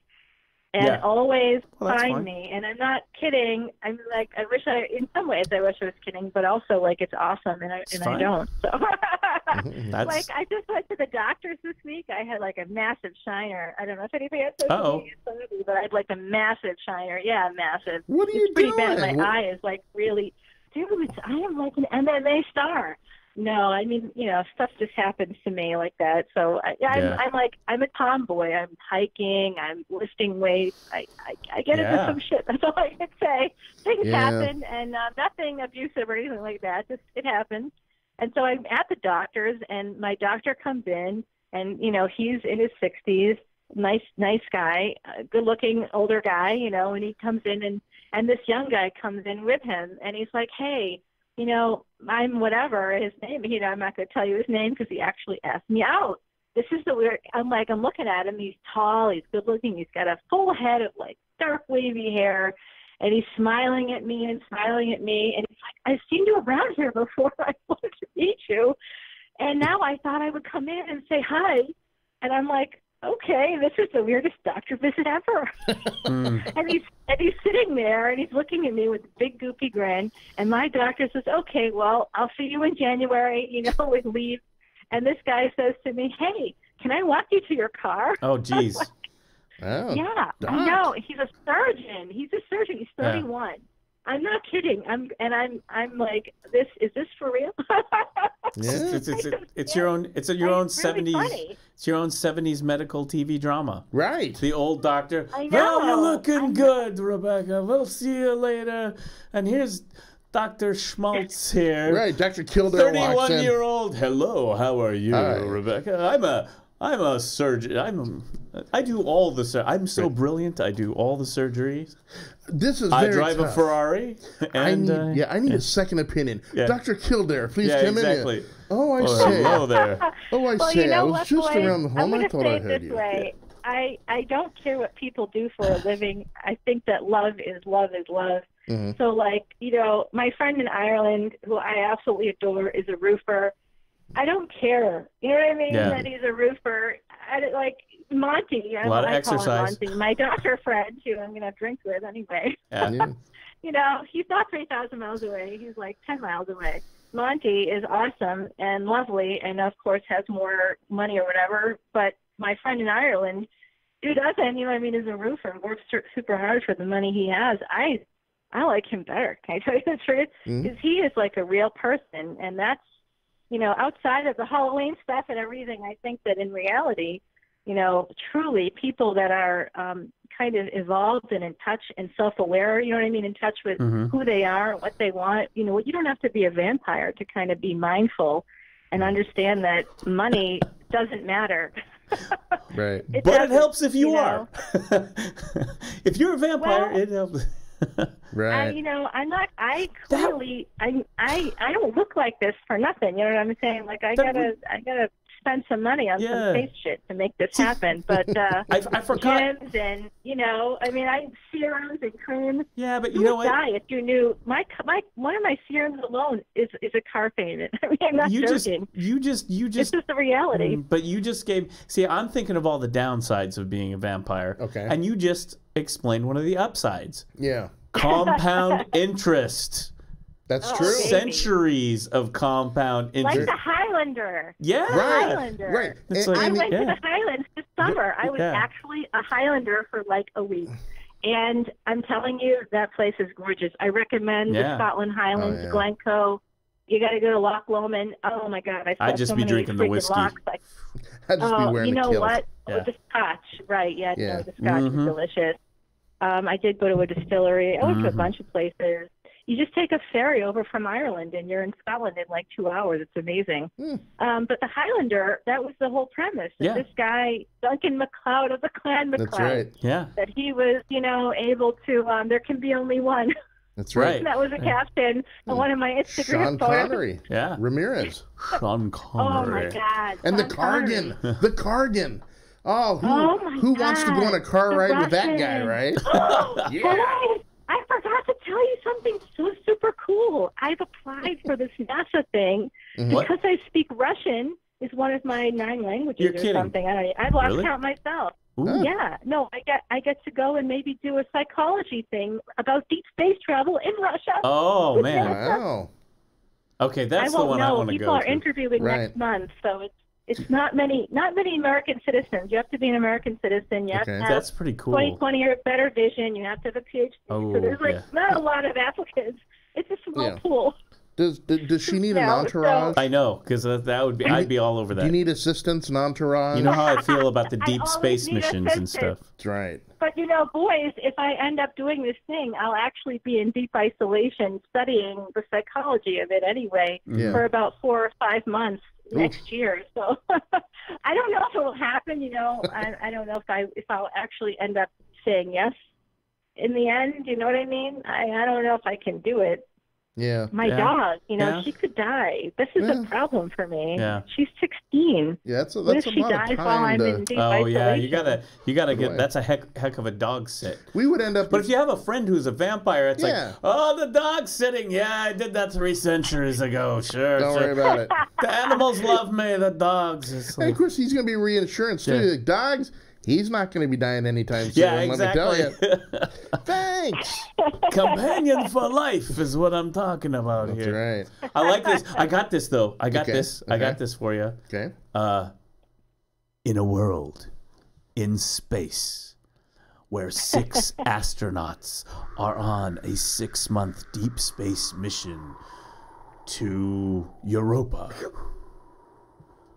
except turns out one of them is a vampire. Dun, dun, dun. There you go. There you go. Just one of our another Doc Normal, Jason Allen spec script stories that we could sell to Hollywood. How do you know that he is a vampire? He didn't cook his meat. That's right. That's right. See, nobody's done that. No one's done a vampire in space with the astronauts. Because think about it. Where are you going to go? Where are you going to hide? Yeah. Nowhere. You're in space. Right. I knew you were going to put a spacesuit on. And, I knew you were a vampire when your pouch of Tang was AB negative. I know what's going on. It's weird. People just keep dying and losing blood. Yeah. How about that? How about that, Doc Housel? There you go. That's what we do here. We come up with ideas. I'm not a studio head or a producer or anything, but it sort of sounds to me like a little bit of like an alien concept. Kind of. That you don't know who's infected or whatever. Yeah. There's been a few movies recently that have like kind of like these these weird things that were in the people that you didn't know who they were or whatever. It's something like that, like an alien situation. Right. Yeah, the prequels or whatever they're doing now with the Prometheus and the I still haven't seen the Covenant where the stuff goes inside your body and right, which is always kind of cool. I like that because stuff inside your body is creepy. That creeps you out. Invasion of the Body Snatchers and Andromeda Strain. You never know what's going to happen. Yeah. That's a great Halloween costume, actually, to have that little alien sticking out of your stomach. I've seen that a lot of times. That is that way. Oh, that's the one I need to do. Yes. That would be a good one. Yes. Yeah. Yeah. I'm always a dark angel. I'm always a dark angel because that's who I really am. Yeah. You know, like in reality, that's what I am. I'm pretty sure. I just Starfleet officer. I'm done. Yeah. I'm easy. It's like. Well, my daughter now, she's 10, going on 11, and she's like me in the sense that she likes mashing up things. And, that's what they do. Last year, she went as a vampire American Idol contestant. Nice. You like that? Oh my God, that's adorable. I like the mashups. Yeah, and then she wants this year to be zombie something, and so we're trying to sit down to decide what zombie. Maybe like a zombie 1970s TV star. Maybe something like Off the Love Boat. Maybe Julie, make her into a zombie, and then there you go. People won't get it, but I will. I love the mashups. I love the mashups. Me too, See, to me, Halloween, my dream idea is to always mash up something with Halloween. Yes. With Star Trek. Yes. Because I'm, that's what you got to do. Speaking of which, make before it we so go, number one. Wait a minute, I have it here. Make it so. You probably can't see this, but you can see it on the tape there. Okay. Doc Housel. But as He's a matter of fact, taking his shirt off. I am taking my shirt off. Taking his shirt off. You can see this. I did wear an actual mashup. My friends. Oh, my wonderful. That is. Oh, it's I don't know if you can see it. Starship Enterprise. He's like zooming over like a landscape. Yeah. And the underneath text is, "I want to believe." It's basically the logo from the X-Files. Yeah. But instead of the flying saucer, it's the Starship Enterprise. Friend of mine made that shirt for me. As a longtime Trekkie, I have to say, it's like my all-time favorite thing. And my brother and I, that was like one of our bonding things. He's like younger than me, like a lot younger than me, and we would be bonding over some massive amounts of Star Trek. And I met all those people, by the way. I worked with PNG people anyway. Yeah. Really got to lose some weight. But anyway, losing weight. No losing weight. Why would anybody want a six-pack when they can have a keg? No, but anyway, thanks. I've gone beyond that. My whole thing is, why would you want a keg when you can have the whole fountain machine? Yeah. That's what I'm just saying. Why have a keg when you can have the whole brewery? That's right. Oh my gosh, we could just keep going. My name is Blitz. Yeah. Blitz Weinhardt. No, don't let us go. We'll just take it. We'll keep taking it. We'll go off in left field. Oh, yeah. The last thing in left field I'm going to say is I decided what I'm going as this year. What? What? I'm going as a 49-year-old fat, bald, middle-aged guy. Now, I don't know about you guys, but I think I can pull it off. Oh my gosh! I thought of an old. Come on. Oh my gosh! That's what I'm gonna do. You have no idea what popped into my head. Uh-oh. It was an old joke from grade school. Okay. You got to do it. You got to. I'm sure Doc Housel has heard this. I would think it's kind of a boy's joke, though. A boy's joke, okay. That a guy goes to the Halloween party, right? Yeah. Wearing in costume. Yes. He shows up naked. Naked with a potato. With a potato. Yeah. Yeah. You don't know the punchline of that one, do you? No. And they go, "What are you supposed to be?" Never mind. You can't. Are you the eye of the potato? Is that what you? Is that your dick? Is your dick the eye of the potato? What? She's onto it. What's that? What's the password? I'm sorry. You almost got it. Well, I just, I'm thinking about that a lot because I just had some myself. But you just flyby before my show. So you had there you go. I was looking into the eye of the storm. Okay, you got to tell me because you can't lead me up to the precipice of the joke and not let me jump. They can email in. Okay. Or whatever, or call in. I think I have the thing. Here it is right there. You can contact us at, Tell me the punchline, please. Yeah. No. What? They can. We'll do it next week. Okay. Ooh. Okay. It's just like I kind of thought maybe it's not appropriate. But okay. So I think Doc Housel actually had. I heard she's in. Okay. Gotcha. She's up naked with the. Yeah, with the potato. And it kind of put the potatoes kind of positioned. Potato head is a good costume for Halloween. It is, yeah. Speaking that's of right. Potatoes and eyes and whatever. Yeah, but just a potato head from Toy Story. True. Well, okay, my favorite Halloween scene in a movie is in E.T. Oh, yeah. They have to hide because it takes place in Halloween, and I love that. And so they have to hide E.T. under a sheet. Mm-hmm. Right? What are we going to do? What are we going to do with him? Right? And so they hide him up.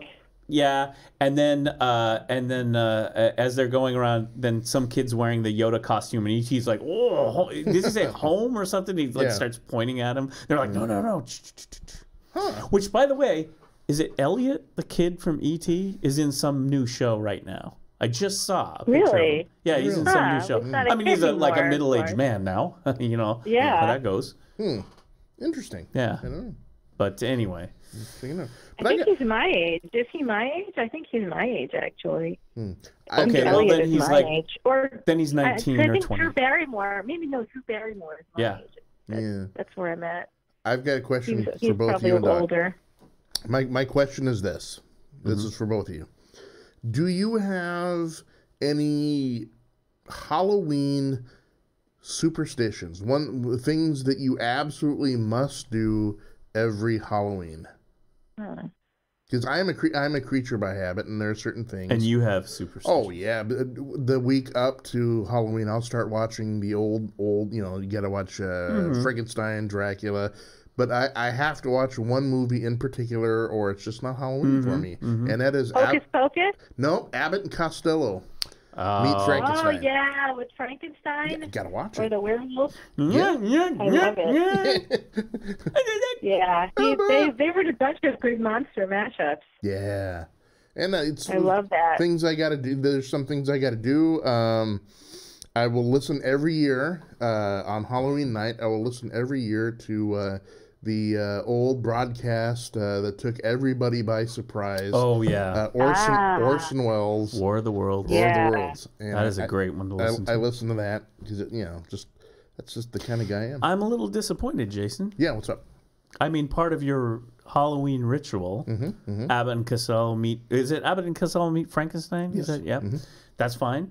Orson Welles, War of the Worlds. Mercury Theater on the air. That's good. Oh, it's great. Yeah. I'm a little disappointed. Okay. There are other movies. I'm disappointed that one of your holiday Halloween traditions isn't the monster. Oh, wait. No. I have to do this correctly. The voice? Okay. Bear with us. Okay.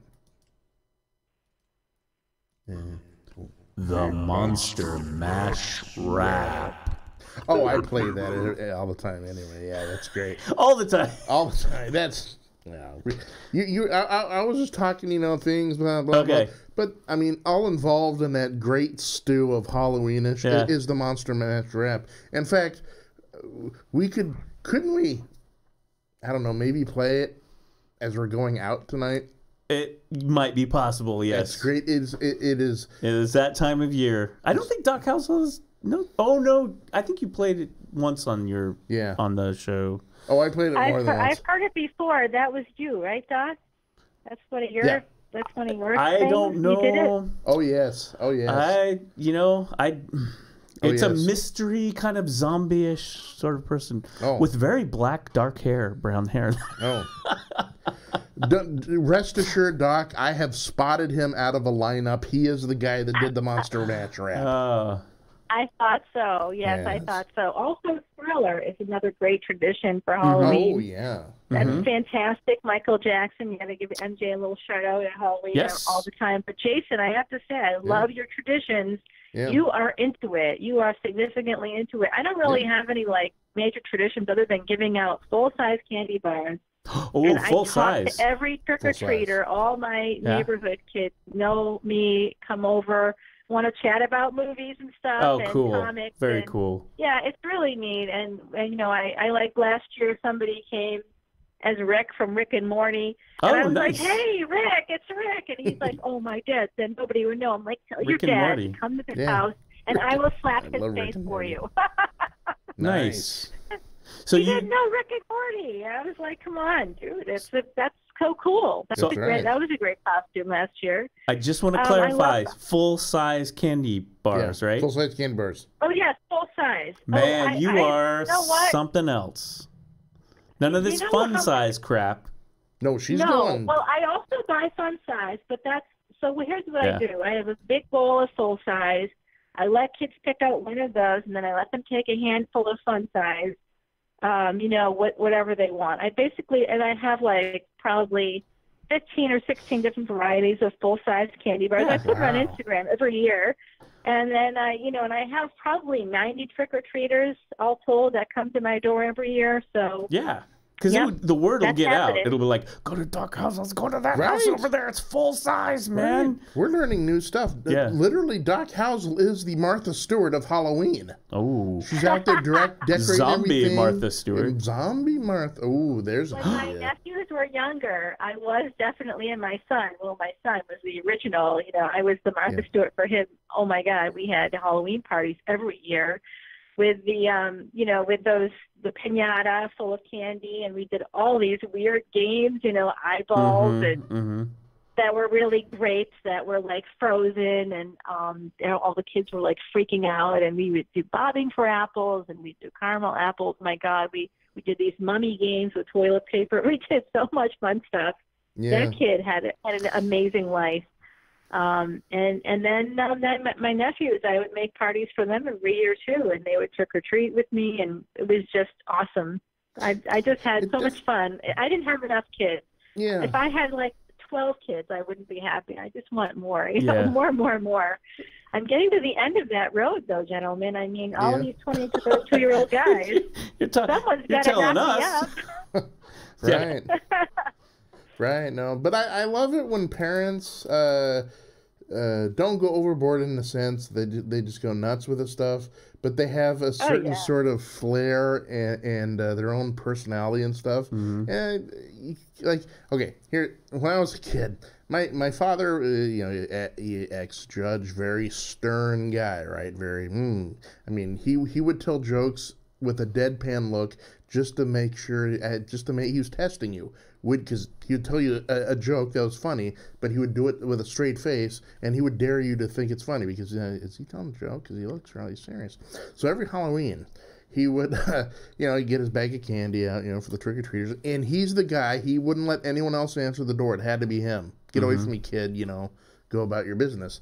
He would, even those old flat caps that, guys back in the 20s and their barbershop quartets they used to wear. That's kind of straw boaters. The straw boaters. He would put one of those on with the words on the front saying "boo," and then he would just answer the door. Boo, and he would answer their door with a plastic owl. Don't ask me why. Oh my gosh! He became like known around the neighborhood. Is kind of like he was the original David S. Pumpkins. Yes. It's like, who's that? I don't know. Right. What character is it? Doesn't exist in any literature we know. Just the dude with the hat and Boo and the owl. Right, and he'd answer the door with this deadpan look, and tell you jokes and almost dare you to think. I don't know how many times my friends, when I was growing up, like, did your dad just make a joke? Because I can't tell, because he's standing there completely stoic, I was like, yeah. Halloween memories are good, right? Oh, it's great. It's like one of the best holidays ever because it's done out of pure joy. Yes. It's not religious. We Right. don't have to do it, but Right. everybody participates and it's super fun and like people can let loose. You know, putting on a mask or a costume, it allows you to be something a little different. I mean, at Comic-Con, cosplay is like huge. Right. Yeah. Very huge, you know. It's an escape. And that's Yeah. yes, the total escape. I mean, playing video games and being in a video game is terrific escapism. Watching movies, reading comics, all great escapisms. But putting on a costume and actually like walking around, you know what I mean, as that character, that's the real deal. Yeah. It's kind of like cosplay is the like you say perennial or whatever Halloween, right? Yeah. It's just like kind of like Yes. you're. I mean, we didn't have when I was growing up. I mean, maybe people were doing that, but not it wasn't really a thing. No, we dressed up for Halloween in outfits and makeup. But then that was it. Yeah, then it's but like then we it's didn't. like take your damn costume off. Halloween's over, kid. And it's like, all right. Right, but Dad, this is my real hair. Get a haircut. Get a haircut, you hippie. But right? the cosplay though now. I mean, everything is involved, right? Yeah. Hippie, cut your hair. Yeah. But Dad, I'm in a rock band. You know a statistic, boys? When I was on tour, of course, I toured about, 32 cities, or it might have been 26. I can't remember. It was over 4 years, I think it was 32 cities. In 3 years, it was 26. And in the month of October alone, just an FYI to the fans out there who probably know this, there are over 60 different Comic-Cons in the United States. Wow. In the month of October alone. I believe, yeah. Wow. Mm-hmm. Well, here not Paracons, Comic-Cons. There's Paracons now too. There's Fan Expos. There's all different names for it, but 60 different Comic-Cons. So I worked for a company called Wizard World. I worked for a lot of independents as well. Mm-hmm. But it's amazing to rise to the top of that heap because, and now I think because of that, as a result of that, maybe the saturation of Comic-Cons and cosplay. One of my almost clients, we didn't end up actually signing, but we talked a lot about it, is I think one of the only LGBTQIA trans cosplayers out there. Alexa Hart, I'm giving her a shout out actually. Fantastic stuff. We met at the first LGBT Comic-Con of Texas, and that was back in 2015. I just watched the latest Will and Grace, and there's like a Texas episode where Jack's grandson is like going to do this musical number in Texas, and he's freaked out because he's in Texas. And I'm telling you, boys, when I was in Texas for that Comic-Con, everybody was freaked out. We were all sitting there waiting for like people to like bust in and arrest us or something. Right. It was a little bit scary, but Dragon Con. Speaking of Comic-Cons and LGBTQIA, Atlanta Pride was very recently too, and it's one of the best prides in the country. But if you ever go to Dragon Con, what's interesting is Dragon Con has this amazing parade. If you've ever gone, and there is a ton of LGBTQIA people that go and do this. It's like the Rainbow Parade. I mean, literally, I think that's what they called it. At least the year I was there as a guest. Anyway, it's pretty amazing to me. I think that it's a huge escape for people. And who didn't dress up? I dressed up, not just on Halloween. I would put on clown makeup. Maybe I should have admitted that. But like on a kind of a regular basis when I was, in my, like a teenager, like between 12 and 14, I would regularly put on clown makeup. Yeah, I mean. Just like, I got nothing to do. I think I'll become a clown right now. Oh, sure. But that's no difference from a lot of other kids. Kids dress up like when they go to raves and other stuff now. I mean, so it's not... Yeah, that's true. Something like that. Yeah, that's good. Good point. And you've just given me a total brainstorm idea just now. It popped in the old noggin. If people are having cosplay conventions and they're having Comic-Cons and everything like that, Docs, what do you guys think about a Curmudgeon? Oh my God, I love it. What do you think? Curmudgeon. Hey, can we turn left at the Curmudgeon? Like, because I'm not good at turning left, even though I don't turn right at all either. Right. Curmudgeon, just a bunch of people yelling at other people to get off their lawn. It would be pretty cool. Get off my lawn. Yeah. My son loves Curmudgeon. He's a little bit of a curmudgeon that way. But, everyone is. Everyone has a little curmudgeon inside of them. Tap in. I think that when you're 6'5" and you're like huge and you're this big guy and you got like this facial hair and everything, I think that takes curmudgeon up to a whole new level. That's right. When he comes out of the house, like, hey, get off the lawn. It's like, shit. Run away! It's a Monty Python moment. Yeah. Right. Except he's not a bunny rabbit. Right. Yeah, it's not hard. It's not hard to be a curmudgeon. No, I mean, if people think I'm a curmudgeon because I'm old. It's like, oh no. It started early in my life. Oh yeah, my 10-year-old daughter is a curmudgeon. Yeah, exactly. Oh yeah, It's not an age thing. Yeah. It's I don't know. It's not an age thing.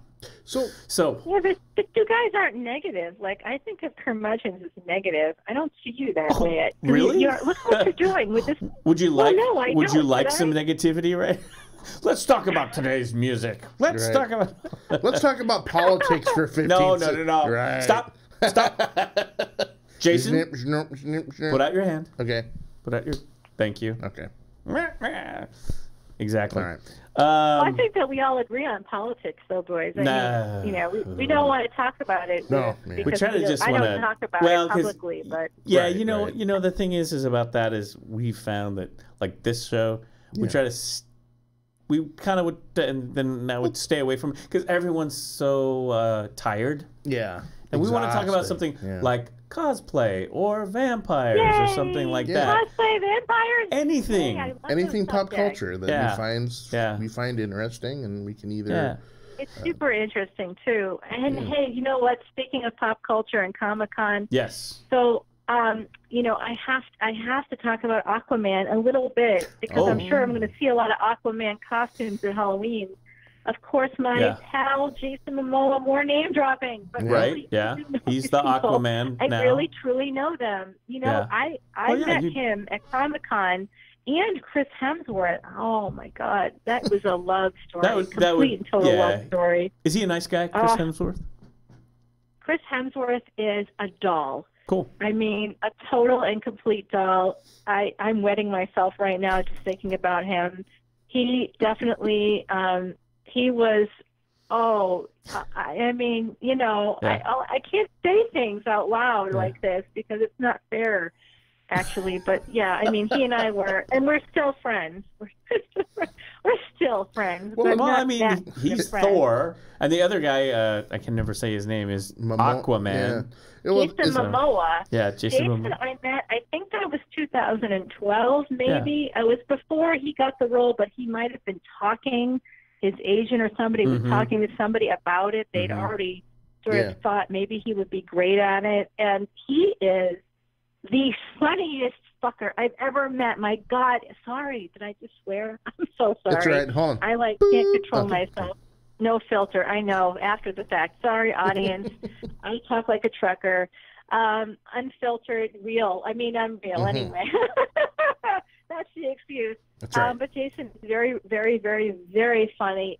So grounded.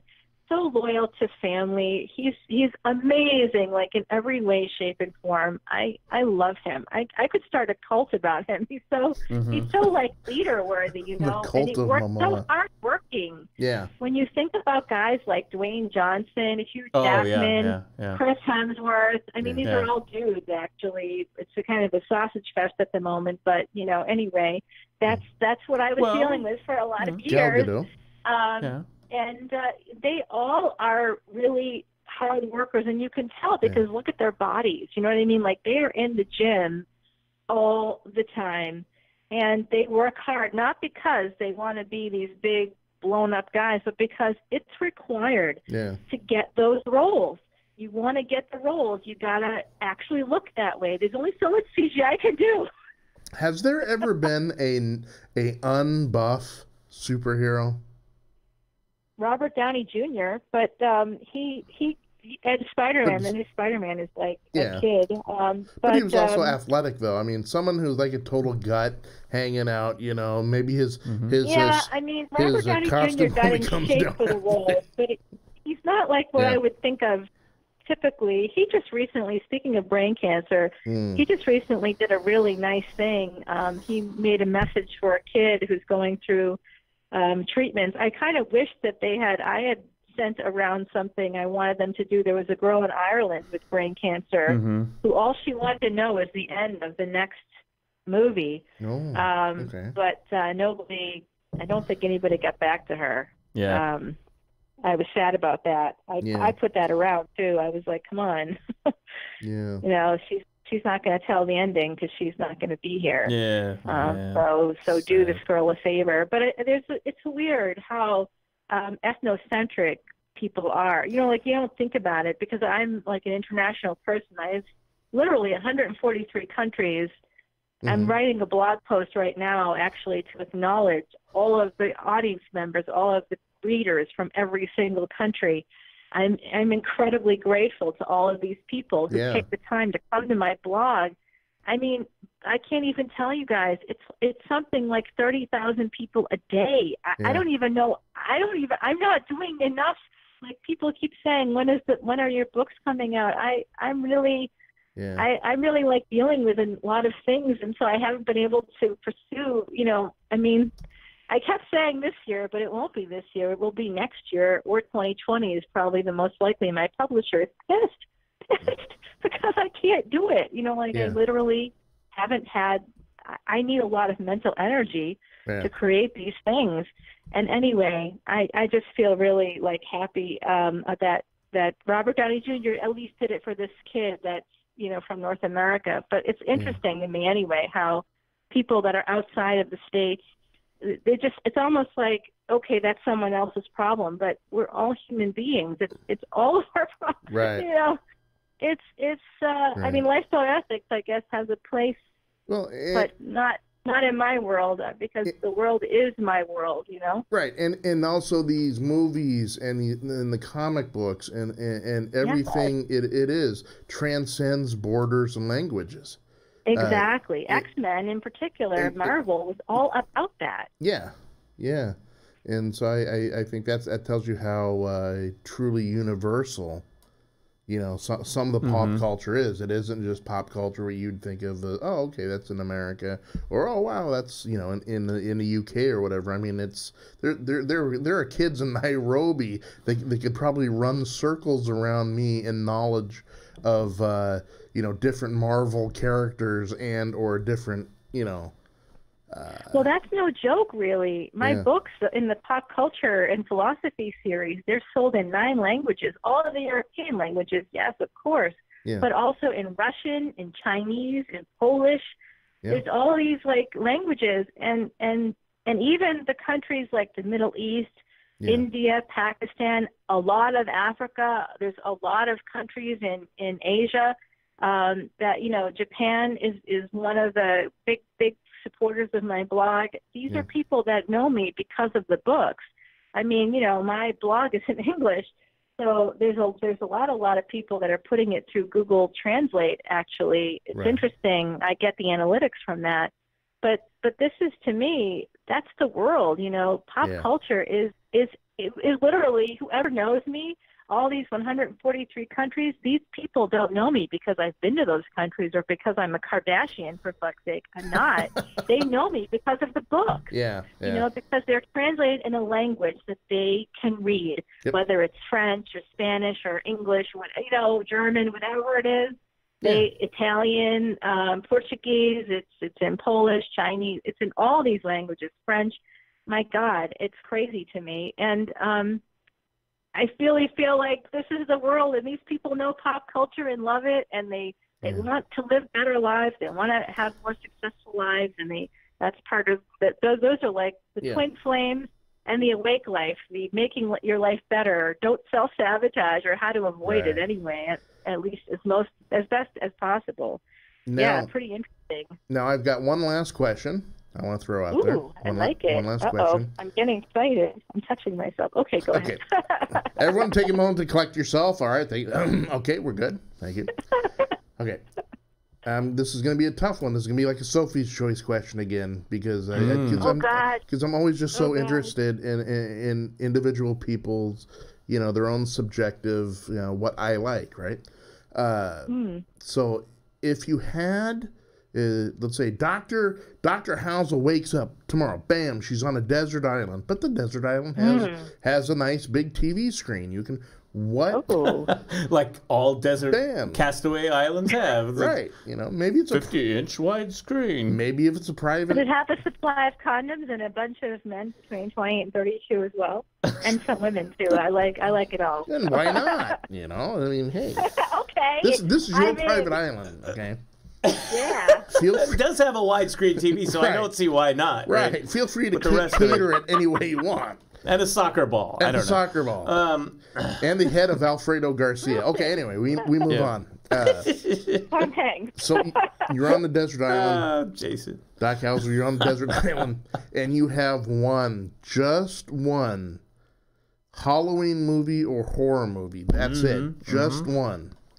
Because I don't know, maybe Netflix, got shut down or something. They can't deliver it to the outer islands for at least another few weeks, and you're stuck with one Halloween movie to watch on Halloween. What would it be? What is your choice?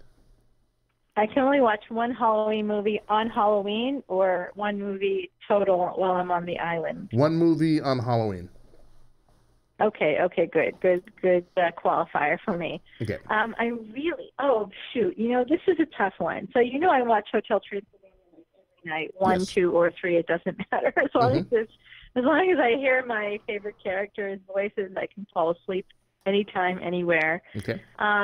They relax me. So that would be necessary for everyday life. But Halloween, this is a really tough one. Of course, I love Hocus Pocus. Oh.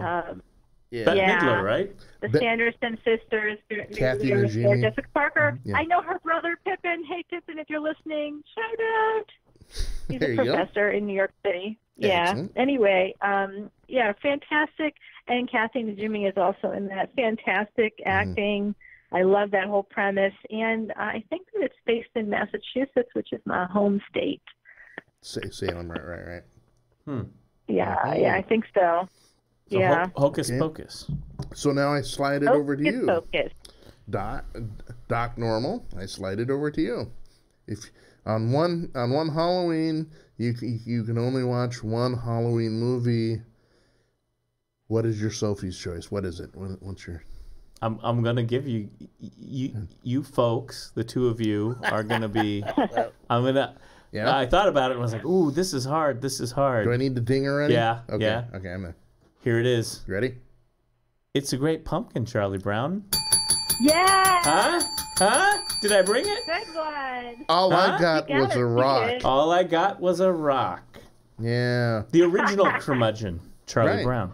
Yes. That's a Charlie great Brown. show. It is a great show. The Red Baron, Snoopy on the Red Baron. It's a classic. We'd watch it every Halloween. Yeah. It was just on this week too, by the way. Yeah. It was on either yesterday. I it out. Yeah. It was a yearly tradition when we were growing up, and it was so good. It's so good. Yep. So there you go, Jason. There you go. I think What's yours? That's solid. That came out of left field, and that was good. Bam. See? Bam. It's still working here. It's still working. It's not dead yet. That's right. No cookie cutter responses here, folks. Yeah. Still working a little bit. So Well, luckily at Halloween the dead come back to life, so That's you're right. good to go. That's right. Right. So what's yours, Jason? Mine, every Halloween, I said it early, every Halloween I have to watch Abbott and Costello. Yeah. Meet Frankenstein. Yeah. That's a good one. I haven't seen that one in quite some time. Yeah. And that's one's been popping in my head because that's one of their classic movies. Yes. Yeah. That's one of the ones known for. And there's a Three Stooges. There is a Three Stooges meet like Dracula, I believe. Yeah. And a mummy. Too. Yeah. I like the Stooges too. The thing I love about the Abbott and Costello movie is it's so quirky and cheeky. Plus, right. Abbott's character's name, I love it. His name is Chick. Hey, that's good. Chick. Yeah. Chick.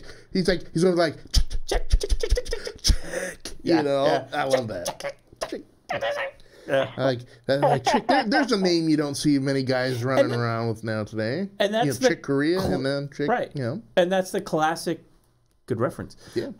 That's the classic comedic thing, right? Yeah. Is the it's the Scooby-Doo, it's all that. It's the funny guys in the fearful situation. Right. And how they react. Right. Coping with the fear. I mean, I'll be the dumpy fat guy that just does this, right? Looks right in the camera like what I'm doing now and goes, yeah. Exactly. Yeah. There you go. Yeah. That works. I miss movies like that. Yes. Like we don't have enough comedy horror movies. Agreed. What was the last really good one? Was it Fright Night? Because I always thought that had some kind of a comedic. I mean, some do. I agree. It was pretty. I laughed, but I'm like a freak that way. So. Army of Darkness. I love Halloween. Bruce Campbell the original stuff. Mike Myers. That's not funny though, but it's no, great. I know. Well, and to your point, you said earlier, you go in and you laugh at those movies. Yeah. Which I'm with you. I'm with you on that as well, because at the end of the day, it's like, okay, this is scary, but it's absolutely, positively ridiculous. The scary stuff is there are scary movies that are genuinely scary because you could imagine yourself in that situation. You know? It's like the real Hostel. Hostel. Heck, the Exorcist. All these years later, it still gives me the heebie-jeebies, man. See, Jason's still all about the. I am floating above the bed. There's a remake with Jamie Lee Curtis of the Mike Myers character. Well, that's what we were gonna. That's out right now. Yeah. So, have you seen it yet, or are you getting ready to see it? No, I haven't seen it. Okay. I've been traveling a lot the last. Oh my God, I don't even want to tell you. It's disgusting. I'm like barely home, and my dad comes with me a lot of the times. I know the feeling. When she doesn't, it's. Yeah. No, man, it's not fun. I don't know why people think travel is awesome. It's not bad, like if you're going on a vacation. But if you're going because you have to go, it is not a good time. Especially if you got the doggy there. Right. If you got the doggy to come home, Well, she's very she's a good traveler. At this point, 16 years with me. And I'm a traveler, so she's a good traveler. Oh, so she comes with you. A lot of the times, that's she good. does. That's good. And we have this apartment in Boston, and that we end up going to almost every time. Not always there, you know what I mean? For me, I can't live there, so it's whenever it's available. So we were in this hotel about 2 weeks ago in the greater Boston area, and oh my God. I don't even want to say it was rough. Yeah, you're talking about the scary situations and all the stuff. Yeah, hotels. That's always a good setting for scary stuff. Oh, The Shining. Yeah. Which is on One Flew. Yeah, which is on Netflix. Shining is great. Shining's on Netflix right now, I believe. Yeah. This hotels, the weird, spooky Motel Hell. There you go. Psycho. Oh, right there. Psycho is perfect. Right. And they had a whole TV show based on Psycho for a while too. Bates Motel or something like that. It's not bad. Was it pretty good? It's got Freddie Krueger. It wasn't terrible, no. It's got his name is he's in now the sitcom The Good Doctor. Yeah. His name is he was in August Rush. Freddie something. Was he in Star Trek? Yes. Okay, then I don't know. Was he about a boy also? Huh? Was the Good Doctor about a boy? That film? About a boy. Oh, okay. About a boy. You guys, sorry. No, but that does sound familiar. Yeah. I'll have to check on that. I think he might. Have, but I'm not sure. Don't quote me, everybody. I'm not. I'm not it's on. Friday. I'm not on my usual pop culture brain. You know, I did eat like a lot of chocolate before the show to try to help myself out, increase my dopamine, but I'm running on low. I forgot to eat today, boys. You know how that goes. I forgot to eat. I was busy, and that's how I roll. So. Well, okay, so before we roll out of here, let's ask the question: What is everyone's here? You know, you don't have to go into huge detail. You know, just what's the plans for Halloween? Oh. What's going on? Oh gosh. Yeah, what's going on? I mean, Doc, she's jet setting all around, and I'm interested to see what's going on. I was just looking. It's on Wednesday. Yes. It's like I believe so. Not. Wait a minute. It's not next week. No, the week after. But the week after. So we still are going to have a lot of Halloween themes. Oh yeah, next Friday show. Yeah. Yeah. So it's on. Wednesday. Yeah. So a week from next. Yeah. So 2 weeks. So October 31st, we'll find you where, Doc? Me, Doc? Yeah, you'll find me. Yeah. Actually, I'm about to become more Frankenstein / robotic than I already am. Ooh. You know, people that don't know that about me, it's totally true. So I'm about to get some more robotic pitch. Where I'm starting that whole process, and so that's interesting. October 31st. Yeah. But of course, I'll be handing out candy to the kiddos, the big fat candy bars. The big candy bars, not the fun size, the big size. That's right. Hey, go to that big house. Size. They got and the I big also size. do like organic fig bars and like some, because there's some parents that walk around. Yum. No, dudes, they're not yum. But there's some parents that are like, my child doesn't eat chocolate. I'm like, well, gotcha. Give them. But I found these organic, gluten-free, because there's kids that have gluten-free issues, dairy-free, and then that's not chocolate, you know. You totally have to do that. Yep. I have the gluten-free, the dairy-free. Nice. I got the whole thing for the kids that, you know, are unfortunately can't do the candy. So I've got them some goodies too. So you gotta do it for the kids. Excellent. Doc, what's going on? You're asking me. Yeah, I'm saying, hey, what's going on in Doc's world in Halloween? I haven't planned that far ahead yet. You've been a busy guy lately. Yeah. I haven't planned. Maybe I'll do here's an idea. All right. I'll do a live stream. Whoa. Really? Intriguing. Halloween night. I'm not guaranteeing anything. I'm not signing up. No, in fact, I'm not saying I do it. Right. Yeah. I'm just throwing it out there. Just floating it out there, raising up the flagpole, few salutes. Yeah. Could do that. I don't know. Interesting. Yeah, I mean, I'm just kind of like, you know, I'm like. Yeah. Left to my own devices, I'll be handing out and overseeing Jenna when she goes, you know, trick or treating. Oh yeah, because you got the kids. You got the kids who are still trick or treating age, and that's what is fun, you know. Yeah. Back when the kids are of the trick or treat age, and you're doing all the costuming and all that stuff. That's the good stuff. Yeah, I mean, it's fun when I go out and there other adults are out there and they're all dressed up too with their kids. Oh yeah. And they'll say, "Oh, you didn't decide to dress up," and how dare you? I did too. Well, what are you then? I am a middle-aged fat adult guy. Yeah, I'm pulling it off. This was, you know, my last adult costume parade was a few years ago. Probably like no, it wasn't. Was it the Batman? No, it was because the Batman was epic. Oh yeah, the Batman was good. Epic. That was in the newspaper. Yeah, that's epic. I have, in fact. The cowl might just be over there. I mean, there's actually in the. Yeah. No, the one I did, I had a legal briefcase. Okay. And I put it was a stormtrooper as Justice, you know, with the blindfolded stormtrooper with the thing, and it was the law firm of Skywalker and Palpatine. I wore a suit. I had to put together a costume really quickly for the kids parade. Yeah. And I was like, well, I got to put together a costume. So I was like, I've got this suit here and this Darth Vader helmet. So I went as Darth Vader if Darth Vader had started a law firm with Luke and Leia and Emperor Palpatine, and they specialized in family disputes. something about recovering stolen military items and some other things. Maybe like international that. law, because they're always trying to blow up other planets. Yes, international, and military benefits or something like that. And I walked through there, and people were like, and I had the lightsaber, and people were like, "What the hell is that?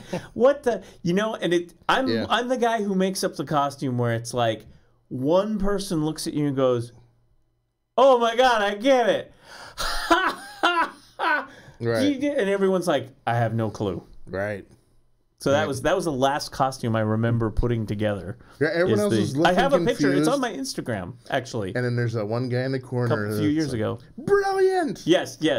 Yeah. Yeah, it's like I'm gonna make you think, right?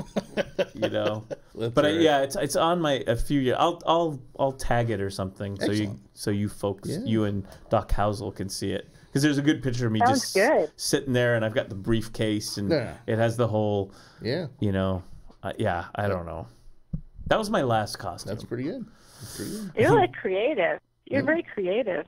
I could be a cosplayer. See. Yeah. See, that would be my cosplay, something like that. Right. You could be, yeah, for sure. Darth Vader, lawyer. Well, I'm a big fan of Adult Swim, so one year I went as Space Ghost with the desk as Space Ghost Coast to Coast, the interview show that was on Adult Swim. Oh, that's perfect. Where's Space I love Ghost? Space Ghost. Ghost. I love Ghost. Ghost. Think next time you do that, I will either be bloop or bleep.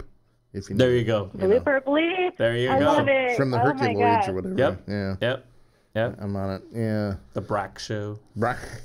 Aqua Teen Hunger Force. Oh, that's where it goes. One of the Aqua Teen Hunger. I'll go as Master Shake. Right. That's my jam. I like those weird Adult Swim shows like back in the early 2000s. It would come on TV and it's like, what the hell is this cartoon? And then you'd be like, do you remember Ren and Stimpy? Ren and Stimpy would be funny. Yeah. I love Ren and Happy, Stimpy. happy, joy, joy. Happy, happy, joy, joy. So do you think it would be totally out of it if I was to dress up this year as Jeffrey Lebowski? Yeah, that's a good one. Oh my God! I have one of those old sweaters. The great thing about that outfit, I could I'll see be behind you yelling "Shomer Shabbos." Yeah. That's right. You need the you need. You can do it. You got the beard. Do it, man. Maybe next year you got to do it. I've got the. You need to be holding a white Russian too. Yeah, I was just gonna say I'll bring the Kahlua. Okay, all right. Is it Kahlua, right? The Kahlua cream or whatever. Next Friday when we do the show, I'll come as Jeffrey Lebowski. Yes. I love it. Yeah. I love it. And maybe I'll bring along some little urban achievers with me. My son is like a real Big Lebowski. Like, he's like the real dude. He's the dude. Yeah. He actually will go to the store in slippers and a robe to get cream for White Russians. Like, he's the real. Oh my gosh. Because this is what happens when you're 6'5" and you're a white guy. You Yeah. can do anything you want. Right. You know what I mean? Like, I'm like, damn, I wish I was a big, tall, white guy. Wow. So do I. 5'8". Boys. So yeah. Wow, that's. Height doesn't matter. I love that. I like it. It's something that's I'll learn some lines from the narration. I'll be Sam Elliott. Right. But that was the dude. That was the dude. The dude came out. Right. Anyway. Right. Exactly. God, Man. I like that. That you could pull that off. I could man. do that. Yeah. I could do it. Totally. I could do it. The robe and the slippers. Yeah. Yes. The sunglasses. I'm coming next time as Jeffrey Lebowski. Yeah. Little Lebowski Urban Achievers. You got it. I can. And then you get to fuck Julianne Moore too. Hey now. There you go. Hey, now. Sorry about that. Go see my doctor. He's very thorough. Yeah. Okay. Okay. I'll do. I'll come as Nicolas Cage in Raising Arizona. That work. I'll take these diapers and whatever cash you got in the cash We all register. show up as a different Coen Brothers Brothers character. Yeah. Oh, brother, where art thou? Maybe Oh my God. I'm a Dapper Dan man. Yeah. I could do that. I love it. Actually, not my favorite. Great. All Coen Brothers movies, I think, are really great. Not my favorite one because I have my other favorite ones. But the character I really like is Tim Robbins in the Hutzugger Proxy. I love his character. It's for kids, you know? He's always like doing the thing with the hula hoop. I like that guy. Excellent. Yeah. All right, folks, I think that's about it Anyway. for the Do we have any last thoughts? We should ask for some, not last thoughts. I mean, they'll be, or just for the evening. Oh, Doc, okay. I got last thoughts. Doc, why don't you tell everyone where they can see you online, look you up, and buy your wonderful books and know all things that is the great and eminent Dr. Rebecca Housel. Well, thank you for that. You are too kind, and you boys are awfully kind to invite me on. Anyway, I really love hanging with you guys. As you know, it's like I get super jazzed. I'm so happy. I don't do many interviews anymore because I've had some pretty bad experiences. But I always say yes to you, and I always say yes to Jim Mallard, who is a friend of mine too. Loves his kids, nice she guy. Gets us. Yeah. I do. No, I'm telling you, I could move to Portland and be there with you all the time. Oh, yeah. That would be fantastic. I would be like, it would be really, it would be like life. We'd do some damage. We would do some damage here. The city would never be the same. My nephews live out there. You know, I got two nice, beautiful nephews out there. Just, you know, they have a very nice loft that I'm sure they'd let me stay at. You know what we would be? The three of us? Yeah. We would be like just like Charlie's Angels, except it would be two old curmudgeon dudes in place of beautiful women. Yes. Two Bosleys and a Farrah Fawcett. Exactly. There you go. Perfect. Would I be Bosley? Or the No. What about the Mod Squad? Yeah. Well, I don't know. That would work. Well, or let's see. We could do Charlie's Angels. Or we could do a mashup. Yes. Right? I want to go with Frank Cannon. Yes. Because, you know, I want to go with Frank Cannon. Doc, I could see you easily 77 Sunset Strip. You're the Ephraim Zimbalist Jr. Ephraim Zimbalist Jr. Yeah. Or maybe you Mannix if you want to go Mannix. Pam Grier. I want to be Foxy Brown. There you go. Yes. There you go. Yeah. It's a mashup. You know, 2 years ago I missed out. She came and they did that, and they did the Q&A. I saw Joe. This last year I went and saw Joe Morton. And he did Brother from Another Planet, so I saw Joe Morton, and this was during I think it was during Black History Month, and they were doing a film fest at the Hollywood Theater. If you do come out here to Portland, you will know the Hollywood Theater. Beautiful old theater that shows just wonderful things. It's the one that so anyway, and Pam Grier came, and I'm a huge Pam Grier fan. Like I worked with her, and I didn't even one of my know. Clients. Yeah, I love her. I was like, she's her energy is insane. I know. I could have seen Pam, so I'm hoping eventually someday she'll come back and do something, and it'll have it together, because I never have it together with my schedule. Right. To have it together to go, hey, I can go see Pam Grier. Should that be my new? I'm telling you, she's worth it. She's she is worth it. She, you know, all the people that I work with a lot of people. You know, everybody kind of sits down, they take it easy, they're resting. Right. Really, you know, we're just sitting up there for an hour or whatever. Yeah. Pam Grier stood for an hour, and walked around for an hour, and that meant I had to stand up with her for an hour. I was like, this woman, and she was in her 60s at the time. I worked with Cassandra Peterson. Speaking of Halloween, Halloween great. Yeah, Elvira, Mistress of the Dark. That was amazing. Love to talk to her. Wow. Well, she said I had a nice set of pumpkins, and I was just like, she's sweet. You. She's Very sweet. Nice. We did meet her at Comic-Con that year. Interviewed her a bit. Interviewed and filmed, and we talked to her, and just even off camera on the interview, we were talking, and she's just very nice just person. the sweetest person. Was her assistant with her? No, she was just when we interviewed her. She was just at the where they have the meet and greets, the meet and greet and the signing and all that. And so we did a quick. It's up there on the internet. Yeah, because we had the whole press stuff on. We were able to kind of and we did it, and after that that was done. Yeah. It was like, maybe never again. Never again, but I thought it was funny. It myself. was great. For a while, I tried to impersonate Burt Ward. That was hilarious. It almost worked out. You know what? Yeah. I'm going to say this right now. Okay. That was some of the best footage interviewing stuff that because I went in and took some time and edited it together and everything. Yeah. That you saw at a Comic-Con. You should have asked us back because we helped. We by the end we kind of just took over, right? Yeah, we walked in there and we started interviewing and help emceeing a cosplay dating game. That was going on. That's right. Really? Yeah. Oh, I just walked right in. Okay, I'm gonna lie. Okay, here's my lie. Here's my lie. My lie is, did you go in there for the cosplay thing? Oh yeah, sure I did. No, I didn't. I walked in there because someone told me there was a box of Krispy Kremes in there, and I'm hunting around for a cruller, and I see all these. No, people. you are not. Oh, I was too. I was hungry. I don't know. And Portland Krispy Kremes? Yeah, Voodoo Donuts? Well, they had Krispy Kreme and they had Voodoo. Yeah. But they had a lot of Krispy Kremes. And so I go walking in the back there and I see all these people dressed up in costumes sitting in chairs. And of course, my first natural response is, wonder what's going on, you know? And next thing you know, we got cameras in there and we're asking them questions and Yeah, that was some good stuff. Yep. But yeah, Cassandra Peterson. And I was like, it's Elvira. Yes. It's Cassandra.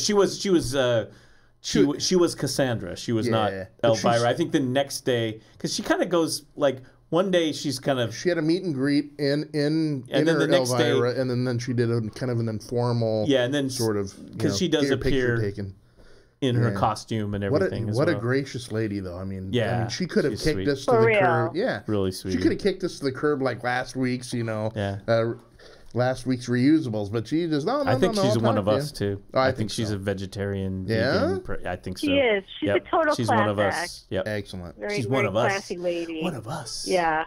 Anyway. Yeah. No, she's very involved, and she was with Elvis, so there's some magical, mystical thing happening there. So, she was, and the famous cover of the Tom Waits album. Yes, and then there was someone else who she said she's famous or kind of infamous for saying he like ripped her open or something. So I forget who it was. It was maybe Tom Jones or something. Okay. I'm thinking about it's like one of her. She's funny, so like she says things that are a joke, but at the time I have a feeling that people didn't get her humor. Right. It was something that like she what said. we do. But it's great that that like she does all this stuff and goes out there and people This is her time of year too. She gets 4 appearances in the fall because of Halloween and I'm sure you can't get a hold of her. No, but it's great leading that up she's to accessible, Halloween though. I'm going to reach out, and I don't think it's going to be a Halloween. It's not going to be. It's not going to happen now. Maybe on an off time. Yeah. Maybe you can be lucky enough to have her call in or something. July 4th, and we'll talk about mysteries of the dark or something. That's right. But that's what we just said though. Every day can be Halloween. That's like right. if you're the Munsters. Yes. Every day is Halloween. Right. It can be July 4th, and every day is Halloween. Mockingbird Drive or Mockingbird Lane. I can't believe I got that wrong. There you go. There you go. So I was just going to say, I have your, here's your Soul Arrow Entertainment. Mm-hmm. And there's, if you go up there, it's Ireland 2019. Excellent. What you're talking about. Yeah, baby. So there it is. So go up there. And the deposits are due by April 1st. So that so if anybody this is a great kind of holiday gift actually. Mm-hmm. And the other aspect of it, which I do with every event I do, is that this year, this tour of Ireland we're going to give some proceeds to what's called the Children's Ark in Limerick. I've supported them before. I sent them 200 comic books 2 years ago. Yeah. It has 26 residents, children who live there they do palliative care for children who are dying, and need that. They also give cancer treatments. They also have a school there for the kids that are in treatment. They can't leave the hospital. They're too sick. Yeah. They just have an amazing, it's in Limerick, Ireland. It's completely amazing place, so a beautiful place. So I want to help support that. So that's part of everything I do. Something goes somewhere to some kid, Doc, that is wonderful. You are a good egg. That's right. And so are you. You both are. Thank you. Love you both. And RebeccaHousel.com, Yes. especially RebeccaHousel.com/blog, which I have up on the screen right now, because I know you do a lot of blogging. And this month nothing yet, but the thank you blog is coming out before the end of the month. Yeah, you're busy. The traveling. Yeah. Is it traveling? So yeah. Nobody reads blogs in the summer anyway, right? Well, no, they do. Yeah, I usually do 4 a month, but this month has been 0 so far. I have things that are written, but I just haven't published them yet. I mean, I'm sorry. I need to go over the grammar. I got to get it right. So it's okay. It's okay. Love you, boys. I'm telling Thank you so much. I'm telling you, you will be. It'll be fine. Right. Well, but thank you so much. Yeah. Doc, thank you guys. I always love it so much. It's a blast. I enjoy.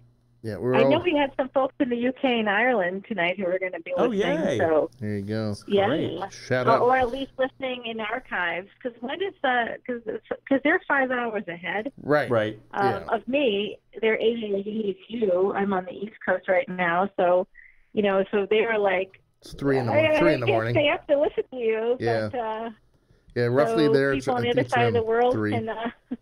Yeah. What? Oh yeah, that's good stuff. Yeah. When can they listen to the show, boys? Oh well, it is streaming live now, and then watch the replay, and then the replay will be up on YouTube, and then it'll be on the podcast in podcasts. Yeah, maybe it might a fortnight. It usually gets put up the next day on the podcast, but little Doc Normal here is going to another event tomorrow morning all weekend. So definitely by early next week, if not sooner. Let's hope. Because Doc Normal has 2 podcasts he needs to post. Right. And you're getting fans all over the world now. I'll send you. I will send Doc Housel the link when my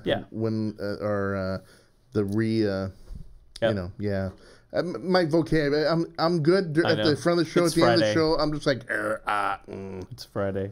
But I'll put it up on my homepage, boys. They're up on my homepage already for other shows we've done, as well as places like the LA Times and USA Today and Huffington Post, all these different Esquire, Rolling Stone magazine, all these places I've been interviewed for. So it's all up there on my homepage, and you guys are there too. So I'll put up the new link when I can. Yep. As soon as I get it, I guess from you, I'll put it up there, and I know that people will listen. Excellent. They will listen. If they don't, we'll make them listen. If you build it, they will come. That's right. I should do the scary voice at the end, right? Okay, go for it. Here we go. Here we go. We'll make you listen. See, that was very Halloween, wasn't it? It was. Daddy, I don't want to go in there. That's a good way to say goodnight, I think, for sure. I know. I love you, boys. Thank you. I'm so sorry, but I'm sorry to say I am on the East Coast. It's getting close to 11, and I'm just and we're ready to ready to. Yeah. So have a great Halloween. Thank you. I'll talk to you guys again very soon, and I love you both. And good luck, Jason, to your daughter. I love her costume idea. Yeah, I want pictures. I want to see some pictures on Facebook. I will. I'll send them out every year. She does her thing, and then I will be the guy in the background that's eating her candy. Oh man. Anyway. Yeah, I'm with you there, though. I'm eating. I like Butterfinger. It's kind of a bad. Those are good. Now. Butterfinger. Yeah. That's a good one. I feel a little bit like Homer Simpson. Right. Oh. No. Right. Yeah. All right, Doc, take it easy. Thank you so much. Thank you, boys. Love you. Thanks for having me on. Bye. Bye. Bye. And that was Dr. Housel. Yes. The pop culture professor. Wow, that was a lot of interesting stuff. I like the vampire info. She laid some foundation. I didn't know half that stuff actually. Did you not? No, me I either. don't know a history of vampires. I never heard of Carmilla. No, never heard of that at all. Yeah. No, you just it comes to us. It gets handed down and handed down and you handed think Bram down. Stoker, right? You but think no, Bram Stoker. no. There's other people who were writing vampire stories before then. Yeah, that's the much thing really about American folklore is it's built on the backs of older. Crap, Jason. And so there. Do you mean we actually had real information on our show? We're an information-free zone here. Right. Well, every once there's a quota. Yeah, okay. And we've just made the probably quota. Would be good to actually have some actual information. Yeah. So we can go slack off for another 364 days. Well, I mean, somebody could watch this show and then go to a cocktail party next week. Halloween cocktail. Actually, Carmilla, right. Yeah. Wow, how does he know all this stuff? And it must be their curmudgeons. Dun, dun, dun. And with that, you know what happened? We just got in the time where my system shut down. Hey! Right? Right. The thing here. Oh. The switcherooey. Okay. I'll just put it up here real quick. Okay. So, yeah. So that means it's time to go. Time to go. Yeah. Hang on here. I'll get you in there. Okay. Oh, it's been one of those days. It has. From a technical standpoint, but it's been a good day. We did have it was fun. Doc Housel. Yeah. So yeah. All right. So I think I'm gonna go to that camera. Jason's gonna say goodbye. We will be back next week with some fun stuff. Toodles. Yep. Here we go. I hope this works.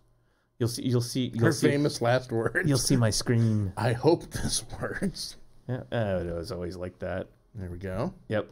There we go. All right. Bye-bye.